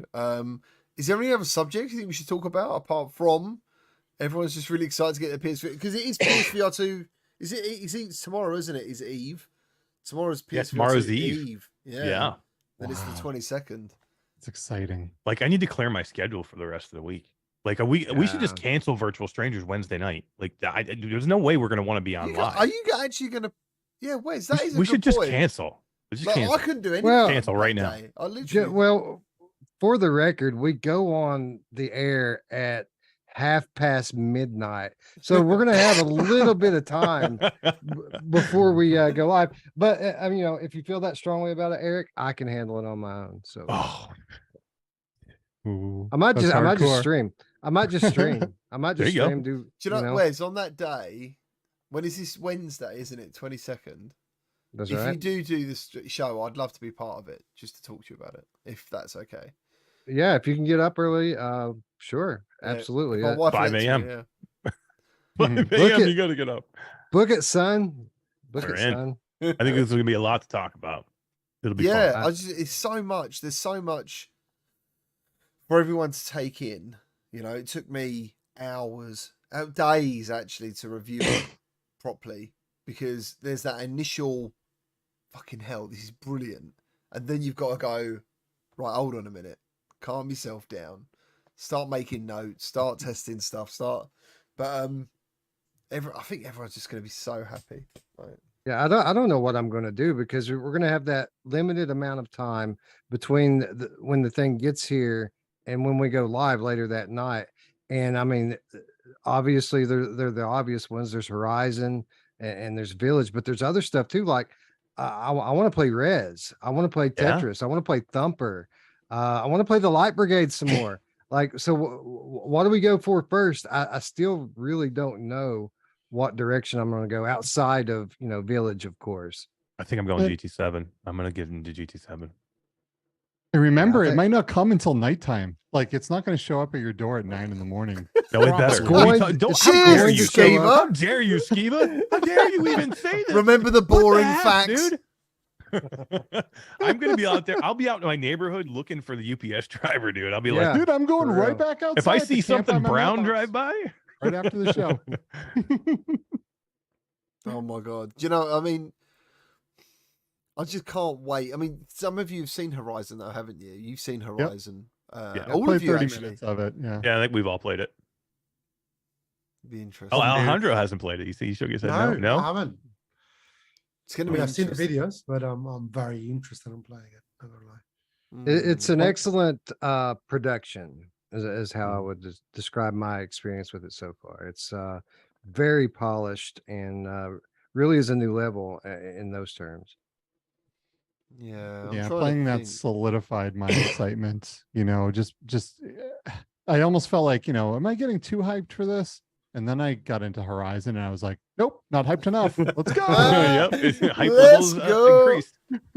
I love that, Scaver. I love that mindset of like, maybe I'm being a bit immature. I need to really like try and calm down a bit. And then you're like, nah, fuck Yep, no. squash that pretty quick. I gotta tell you though, like my like some of my family and my wife have no idea. They're like, you're such an. They're like, because I'm like super. I'm like a little kid right now. Like, when a new hardware and new software together, I'm like incessantly talking about it. And my wife's like, what? People just don't get it. I don't know. Not everybody gets it. And a lot Well, of it's a people. Sorry, Wes. No, go ahead. Go ahead. I was going to say a lot of people have in the time period of VR's life cycle. Some people have left it. They've come and, like you said about, is it Derail? You know, Yeah. Derail, yeah. Would he have come back if PSVR 2 hadn't happened? I don't know. I don't think so. I was looking at one of his messages because I was just wondering what his exact words he said. He said he hasn't been this excited for VR since Half-Life Alyx. It's fair enough in a way. I mean, A long time. Things when you experience something like Half-Life Alyx, there isn't many things that can even hold a match to it or whatever. There's nothing really. Well, how many high-end games have we had since then? I mean, we've had a handful of them, but not many. And nothing since Lone Echo 2. I mean, we've been flatlined in terms of high-end VR gaming, and I think that's as amazing as the PSVR 2 hardware is. I think people are more excited about this idea that we're going to get back to where we were, and I know it's kind of a weird thing to say, but where we were a few years ago in terms of the quality of games that we're getting. So People are exhausted from the metaverse the past 2 years is Yes. basically what's Yeah. going on. Yeah. yes. Yeah, I'm not a fan of all that stuff. I like the idea of a metaverse, but I don't think it needs to be a meta verse, if that makes sense. Like VR chat's a metaverse for me in a way. It doesn't need to be forced down people's throat. That's it. Right. It needs to grow naturally. It needs to be organic. And that's why VR chat and Neos does well, because it's all community run. It's all things that people want to do. It's not a giant corporation saying, this is what we want people to do in our metaverse. And Yeah. We want to control it. It's not Speak for even meta. yourself. It's not even meta though. Like it's the problem with the metaverse is there's so many companies out there that have nothing to do with the metaverse that latched onto it and put it out there like they knew what it was and had no idea, but put it in their taglines because it was popular, it was exciting, and it cheapened the whole idea of it and made it look like a tagline on something silly and stupid. So I mean, it got so bad that like we were going to CES and we would see like stuff that said metaverse or show a headset, and we'd go over and say, what does this have to do with VR? Tell us, we're in VR. Tell us why we're coming to look at your product. And they're like, oh yeah, we make like massage stuff for your face. I'm like, what? Like how is this anywhere to do with the metaverse? People don't care. It's such a cheap item. Well, for what it's worth, I believe in kind of the end goal And I see Meta's vision and where they want to take it. I think the mistake was declaring it, it's here now, because it's not anywhere close to being here now. And again, I think you're right. It kind of cheapens the notion when people get into these kind of half-baked attempts. And, to the average consumer, they don't really have that forward sight to see where it's going. All they can see is what it is right now. And what it is right now is, basically one big beta test. Did Yeah, you you guys know, see we- the? Oh, I'm sorry. Go ahead, Skiba. Oh, that's right. I was gonna say that on Friday we had talked about the evolution of what's coming, and you can't, like, it seems like a silly concept to me to imagine that the internet will stay a flat page with writing on it for the rest of time. If you really think that text scrolling flat on a page is the end of the internet revolution and evolution, I think you're insane, right? Because this isn't how we live our lives. There are books, but right, and those won't go away, and text won't go away, but being able to bring yourself into these worlds, get on Amazon and look at a product and feel like you're trying it on, and go into a theater and feel like you're there and not just watching something on Netflix, or like all of these things. This is evolution. This is evolution of the internet. This isn't a thing where you go into a Quest or you go into VR chat or you go wherever and it's just a bunch of avatars running around talking. This is how this whole thing evolves. And it will get there, whether people think it's a buzzword or not. You can't stop technology from evolving. And I don't know why you'd want to. So long live the metaverse and the internet and whatever you want to call it. Did you guys see the Vermilion Steam VR overlay stuff that came out last did. week? I did, yes. That was probably like the closest thing that like resembled like a metaverse like interoperability thing than I've seen in a while. And if you haven't seen True, it, right? chat, you gotta see it. It's like, Can you explain it's it? just- Yeah. I'll explain it. Basically, so if you run any Steam VR game, it could be Half-Life Alyx, it could be VR chat, it could be pretty much whatever. You can also do Vermilion, which is a painting app. You've probably seen it at least once before, and you can run it as a Steam VR overlay. So in any app, you can just press a button and it'll pull up the easel and the canvas, so you can literally paint in any single Steam VR game. So it like takes like fan art and like you can paint your friends at VR chat, like those French girls or whatever from Titanic or whatever. It's really compelling. Like honestly, it blew my mind seeing trailers, but like actually doing it, it's such a good demo of like what It's very be Inception, I possible. imagine, isn't it? Like, I guess. Must be weird. it just works. And what's so bizarre about all of this is like this has been like functionality that's kind of been like it could be done for years, like on the basis of Steam VR.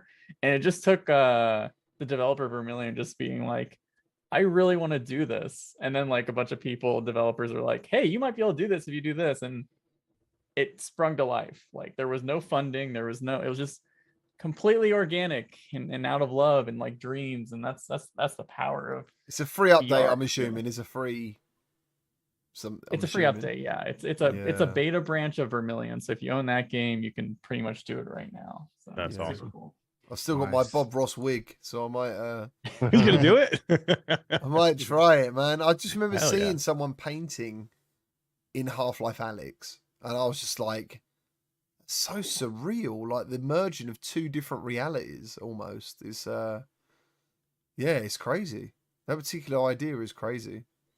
Somebody needs And to do a portrait of the G-Man.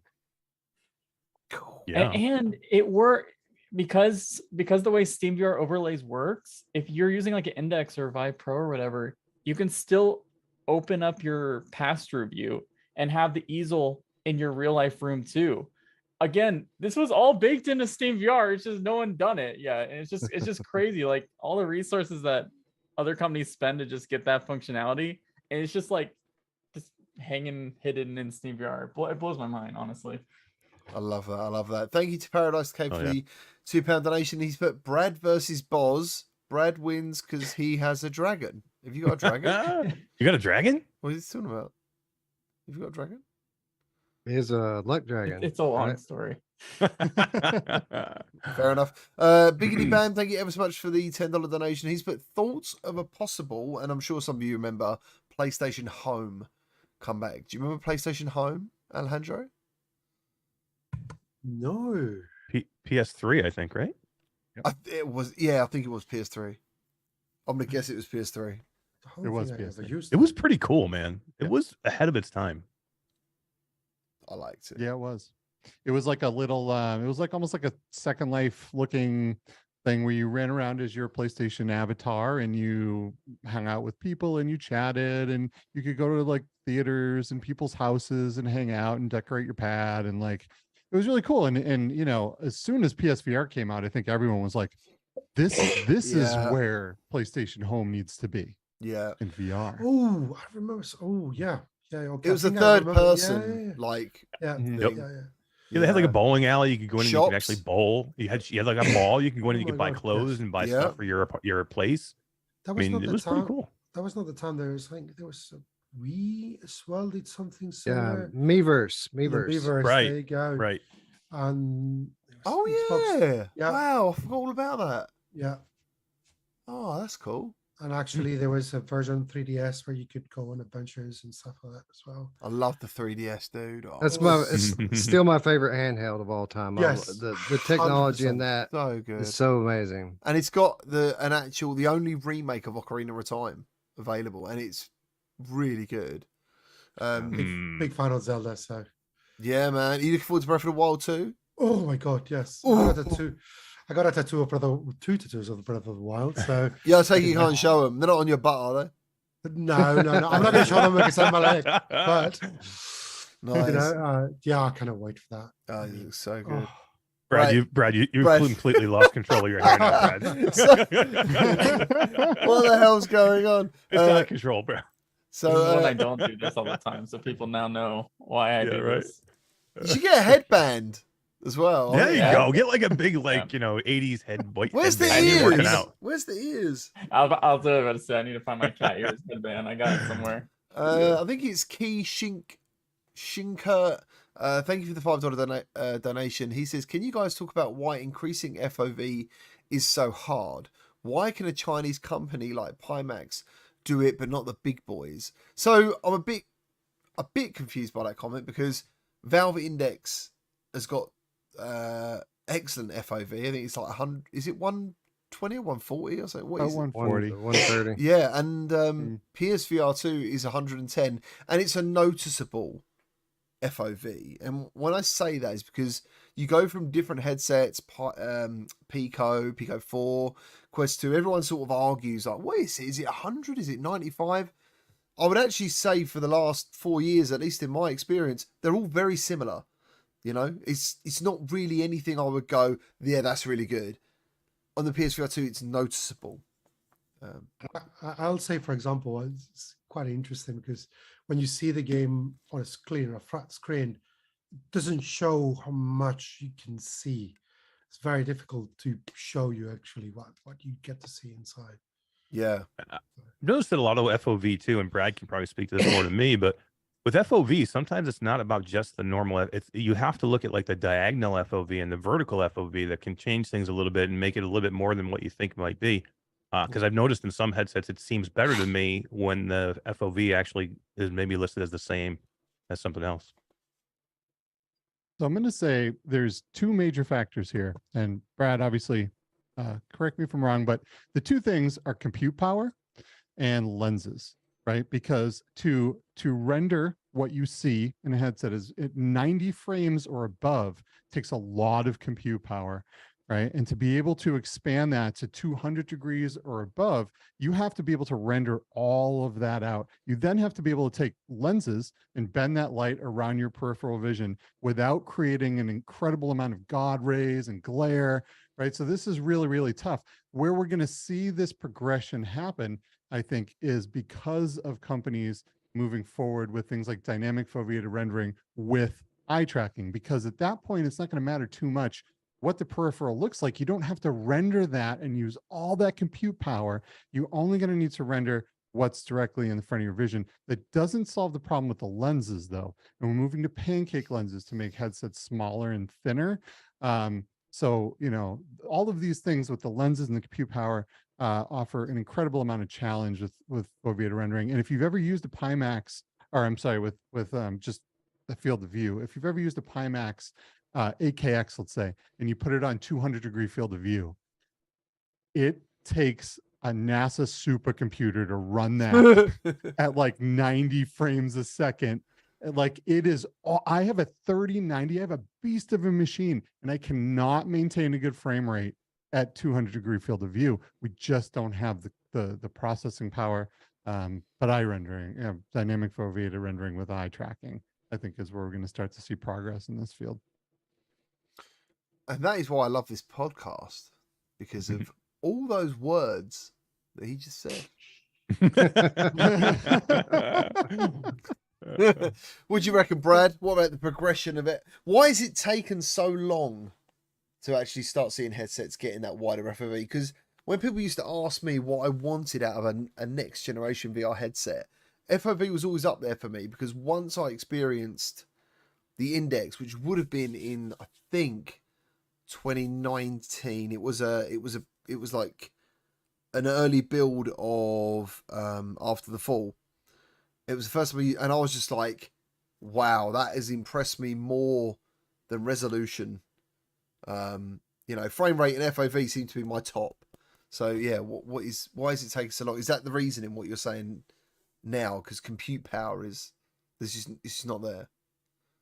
I do. I mean, compute power is one of it, but I think it's just a general like target for large companies is they want headsets to get thinner and smaller, and you know, lenses, they have to be tailored to make. There's so many aberrations that you can introduce when you make it larger FOV, especially because Pimax does it like the easy way. They put in huge lenses, but also huge displays, like ridiculously huge displays, and that's why they have this super wide, stupid looking headset. Meta doesn't want to do that, right? Like they don't release something like that. That would be a joke. Can you imagine their investors if they release a headset like that? They would be tearing down the HQ. It'd be crazy. So yeah, they're just trying to find the balance of like, how can we? People are wondering, can Pancake get bigger FOVs? Yeah, but the problem is the larger you make a Pancake lens, the more expensive it gets, and there's a lot of also aberrations that you might introduce because like. People don't realize the Quest Pro has really, I said this in my review, is really good lenses. Like Pancake lenses, they usually have like a huge problem with something called ghosting, where you see like reflections and stuff. And they had to solve that. It took many years for all these companies. Like Pancake is not a new technology. Like the Pancake lenses have been used in cameras for like decades, but bringing it to VR, mass producing it, making it affordable without all these aberrations has been a huge step. So now that they have to figure out, you know, they got it nailed down for a notably large display still. Like the Quest Pro display is 2.5 inches diagonal, which is still smaller than like the Valve Index and stuff, but that's still pretty large for Pancake. Like the big screen Beyond has a 1-inch diagonal display, so it's tiny. It's freaking tiny. And you know they have a whole added layer for the Pancake to increase the FOV to what it is. So there's so many little pieces together to get what everyone wants, and the companies that want to release something, they're prioritizing just getting a good image around 100 FOV. That's their target right now because it's the most doable, the most like bang for your buck. I still think the Quest Pro has got such amazing clarity. Like, when I go in there, dude, like I'll never forget seeing red matter on Quest Pro. I kept thinking, am I using like Airlink or am I using a cable? I mean, this is insanely sharp. It was beautiful. But I'm glad I wanted to talk about this because I keep seeing this question everywhere. I love it when it's exciting. People are like, PSVR 2 is like not going with Pancake. Well, do you know like one of the biggest features of PSVR 2 is like they're advertising HDR?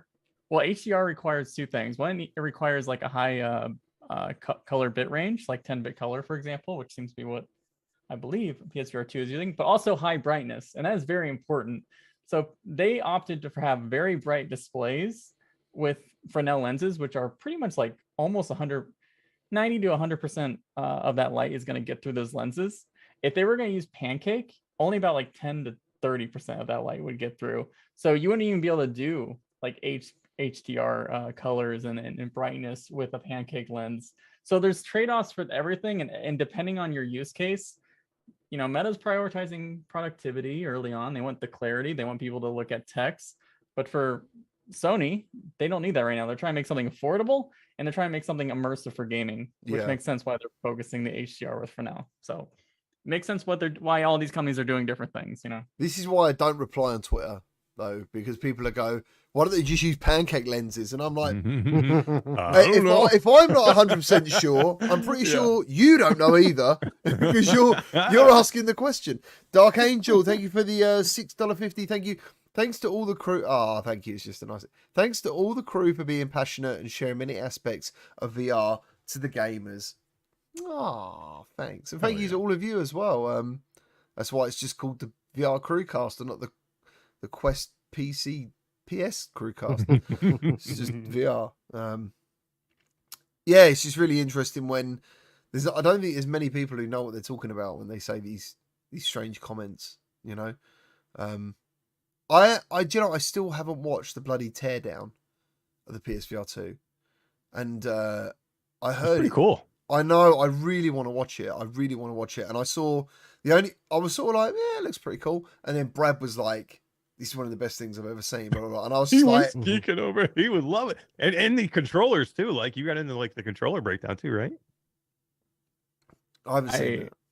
I needed to change my pants. Yeah, it was good. Very good. Very good. His ears went like that.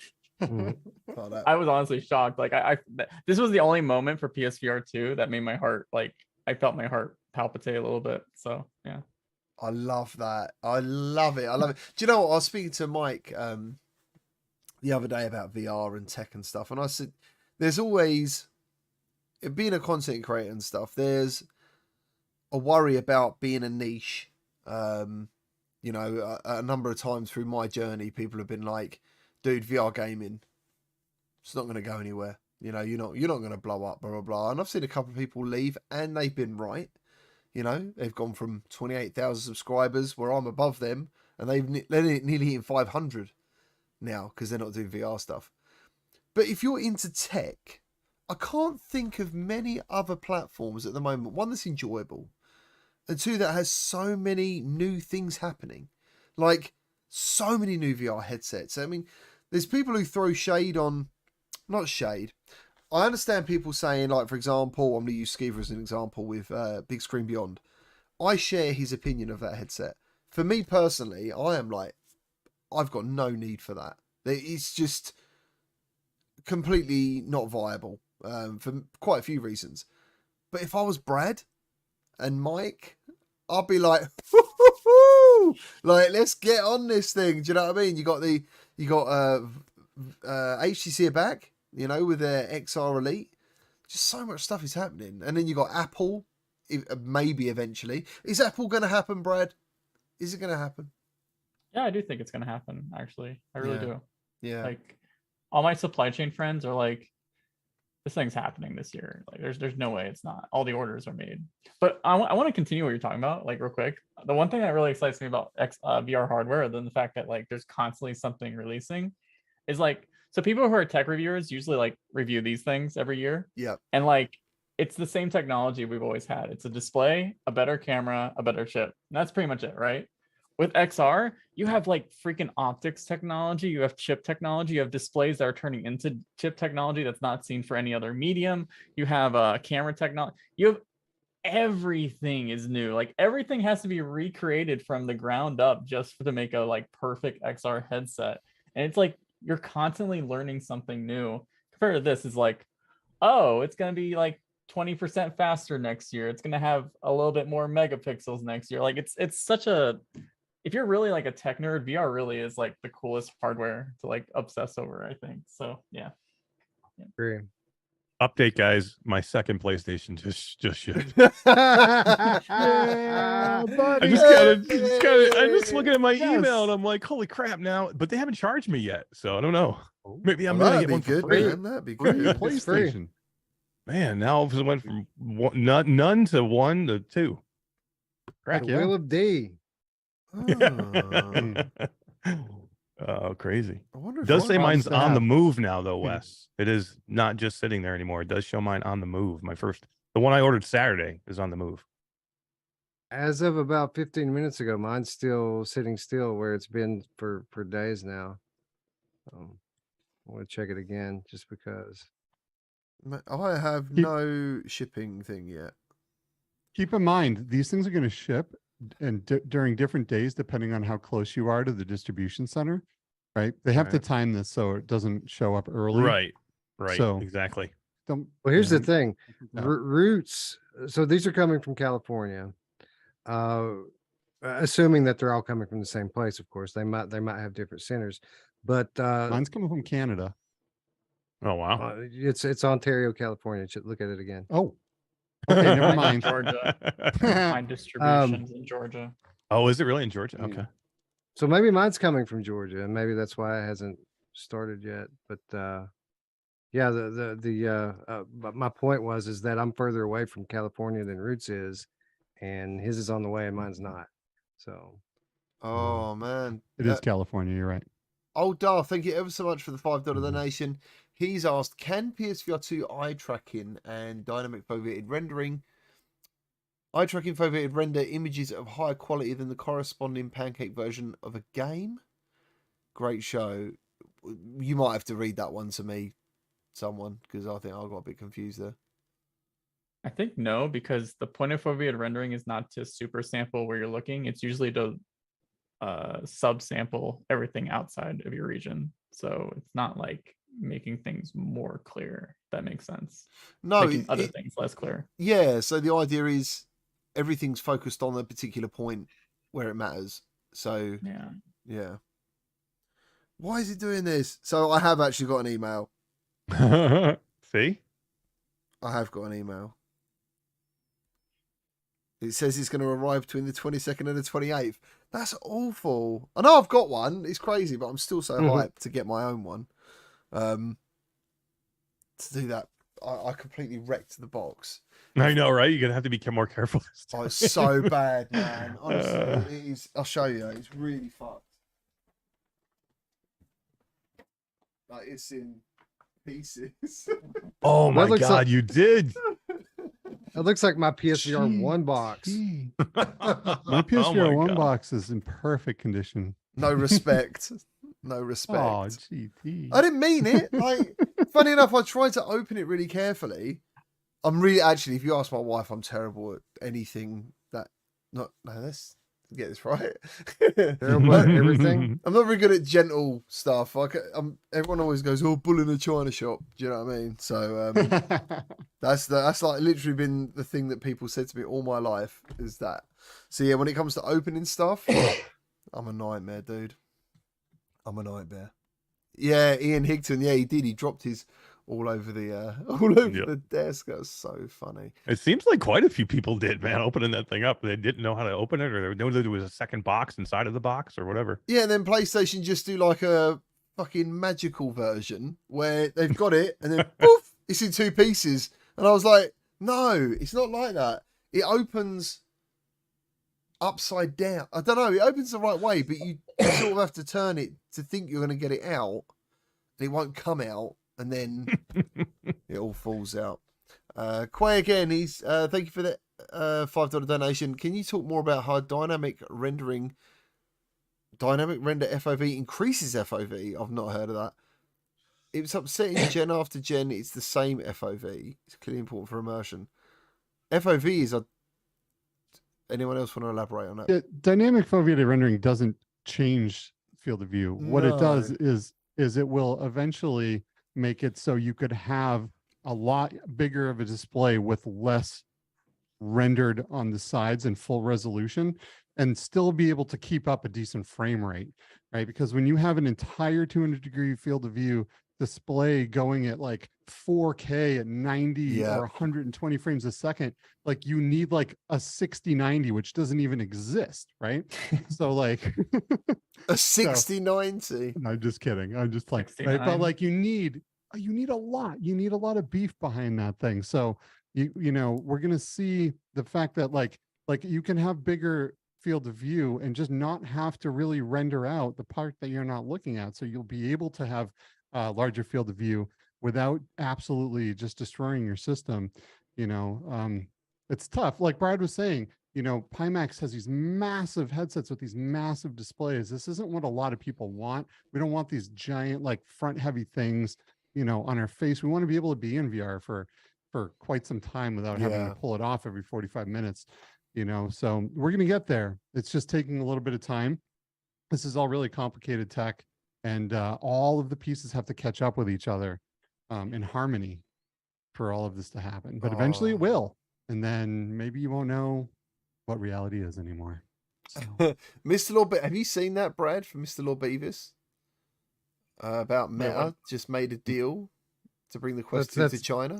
They were up to That's- something. Yeah. That's Brad's story, isn't it, Brad? Is that real? Mhm. that I re-reported something from Chinese media. Apparently they're Tencent wants to partner with Meta to bring Quest 2 to China. Yeah. Well, Fucking they'll basically hand. Rip man. Pico. Yeah, right. Well, Tencent has been over the Wow. last year and a half, you know, working on bringing their own headset to the market, and they have recently kind of gone away from that. So I think this is their pivot, right? Wouldn't it be? Isn't it kind of crazy that a Quest 2 might make it to China market before a Pico 4 makes it to North America Yeah. market? Yeah, I know, right? Oh my That'd god. be wild. It's wild. I feel so bad for Pico because that Pico 4 is a really good headset. It's great. I like mine a lot. I I just, really do. I just can never bring myself to be bothered to use it because it's just, Well, I'll tell you one thing. The sequel to Jupiter Grad is going to launch exclusively, a timed exclusive for Pico devices. They just Nice. announced that last week. that's interesting. That's a good game. That was super fun. Indeed. Brendan VR says, who all got their Real Optics pre-orders in? I did. I got mine in. I will tell you, Real Optics is my favorite prescription lens adapter for VR headsets. For me, I used to cram my glasses into headsets. I even used to buy specific types of glasses. When I would go to the obstetrician or whatever, I would bring a headset with me to see if I could get the glasses into a headset way. That's right awesome. before I I bet they- purchased them. What the Yeah, fuck is because this like guy I doing? can't, my life is VR, right? I can't not Oh, I know. see. I get it. So Real Optics makes incredible VR glasses. Pretty much, they clip inside around the lenses. I'm not sure how these guys are going to make it so they're not blocking the eye tracking in this, but I'm stoked, right? So I will tell you that if you've used glasses in a VR headset before, you will get such a big clarity difference when you put prescription lenses into your headset, because the FOV of your the sweet spot of your glasses will match the sweet spot of the headset, and you will all of a sudden have this picture you didn't even know was even possible in your headset. Wow. Like, it just makes such a huge difference. And if you get blue light protection on there, you can then wear your headset for way longer than you ever thought with a lot less eye strain, because you're not getting blue light jammed directly into your eyeballs the entire time. So I would highly recommend Real Optics for anyone that has glasses that uses VR. That's realoptics.com, promo code Skiba. I'm just It is joking. not promo code. I wish I should get a promo code. I love them, and I've tried like 4 or 5 different prescription lens companies, and for me, Real Optics is amazing. They're all magnetic, right? You pass your headset to someone else, just pop them out. There's no like snapping anything. They literally Yeah. just magnets. Just pull them out. They're labeled on the little tabs, so you know right when you pop them back in. Click, click, done. You don't have to line anything up. You don't have to click anything in. They are awesome. It sounds So really go get good, some. man. Thank you to the Triangulator for the $10 donation. He's put, thanks so much, Alejandro, for the insight, and to the VR CruCast host for an awesome show. Possibly have Alejandro come back a bit after launch to catch up. and he's put early congrats on the upcoming launch. More than happy. Not gonna lie. Yeah, man. Oh yeah. It's not that far. I can't believe. Well, this time next week, everyone here will have a PSVR 2. Yeah. Hopefully, this time 2 days from now, most of us will have it. It's gonna be crazy. Virtual Steve, he's put, how bad is the grip button coming from the Quest 2? It's not bad, it's just different. So like the longer I've been using the PSVR 2, the less of an issue it is, you know, because as I said, it's very close, very small. So I tried to explain it the other day that when I hold a touch controller, I don't feel like I'm gripping something without gripping something. I'm holding the controller, but my fingers are away from the grip button. And then when I pick something up, I know I'm going to grip it. As with those controllers, the button is so small or so close to the... I'm already pre-gripping because it's so small. It's hard to... I'm really excited for everyone else to check it out, but it doesn't cause me any problems. I'm completely used to it. It was only literally the first day or so that I kept dropping stuff randomly. I'm walking along and I'm like, oh, for fuck's sake. It feels like less of a button press and more of just kind of squeezing the grip, right? Yeah. That's exactly how it would be. But yeah, guys, I think it's time to call it a day. Thank you ever so much for joining us. Thank you to the star of the show, Alejandro. Thank you very much. Thank you for having me. It's been a pleasure as always, and hopefully you get to play the game soon. And we can chat again. Yeah, we'll try and get the VR CruCast some early access if possible. That'd be awesome. And yeah, thank you to you guys for being here again and making the show awesome. Thank you for having me. As always, it was a blast. Hell yeah, I love it, man. Alejandro made my day today, man. You made my day. This was absolutely great. Love talking to you, Alejandro, and I cannot wait to play this game. We play everything, and we are all beyond stoked for Switchback. Hell yeah. That's awesome. Thank you. That is so good. And thank you to everyone in the chat. You've been absolutely lovely. Thank you ever so much for all the support. We will all see you next week. Take care, guys. Thank you.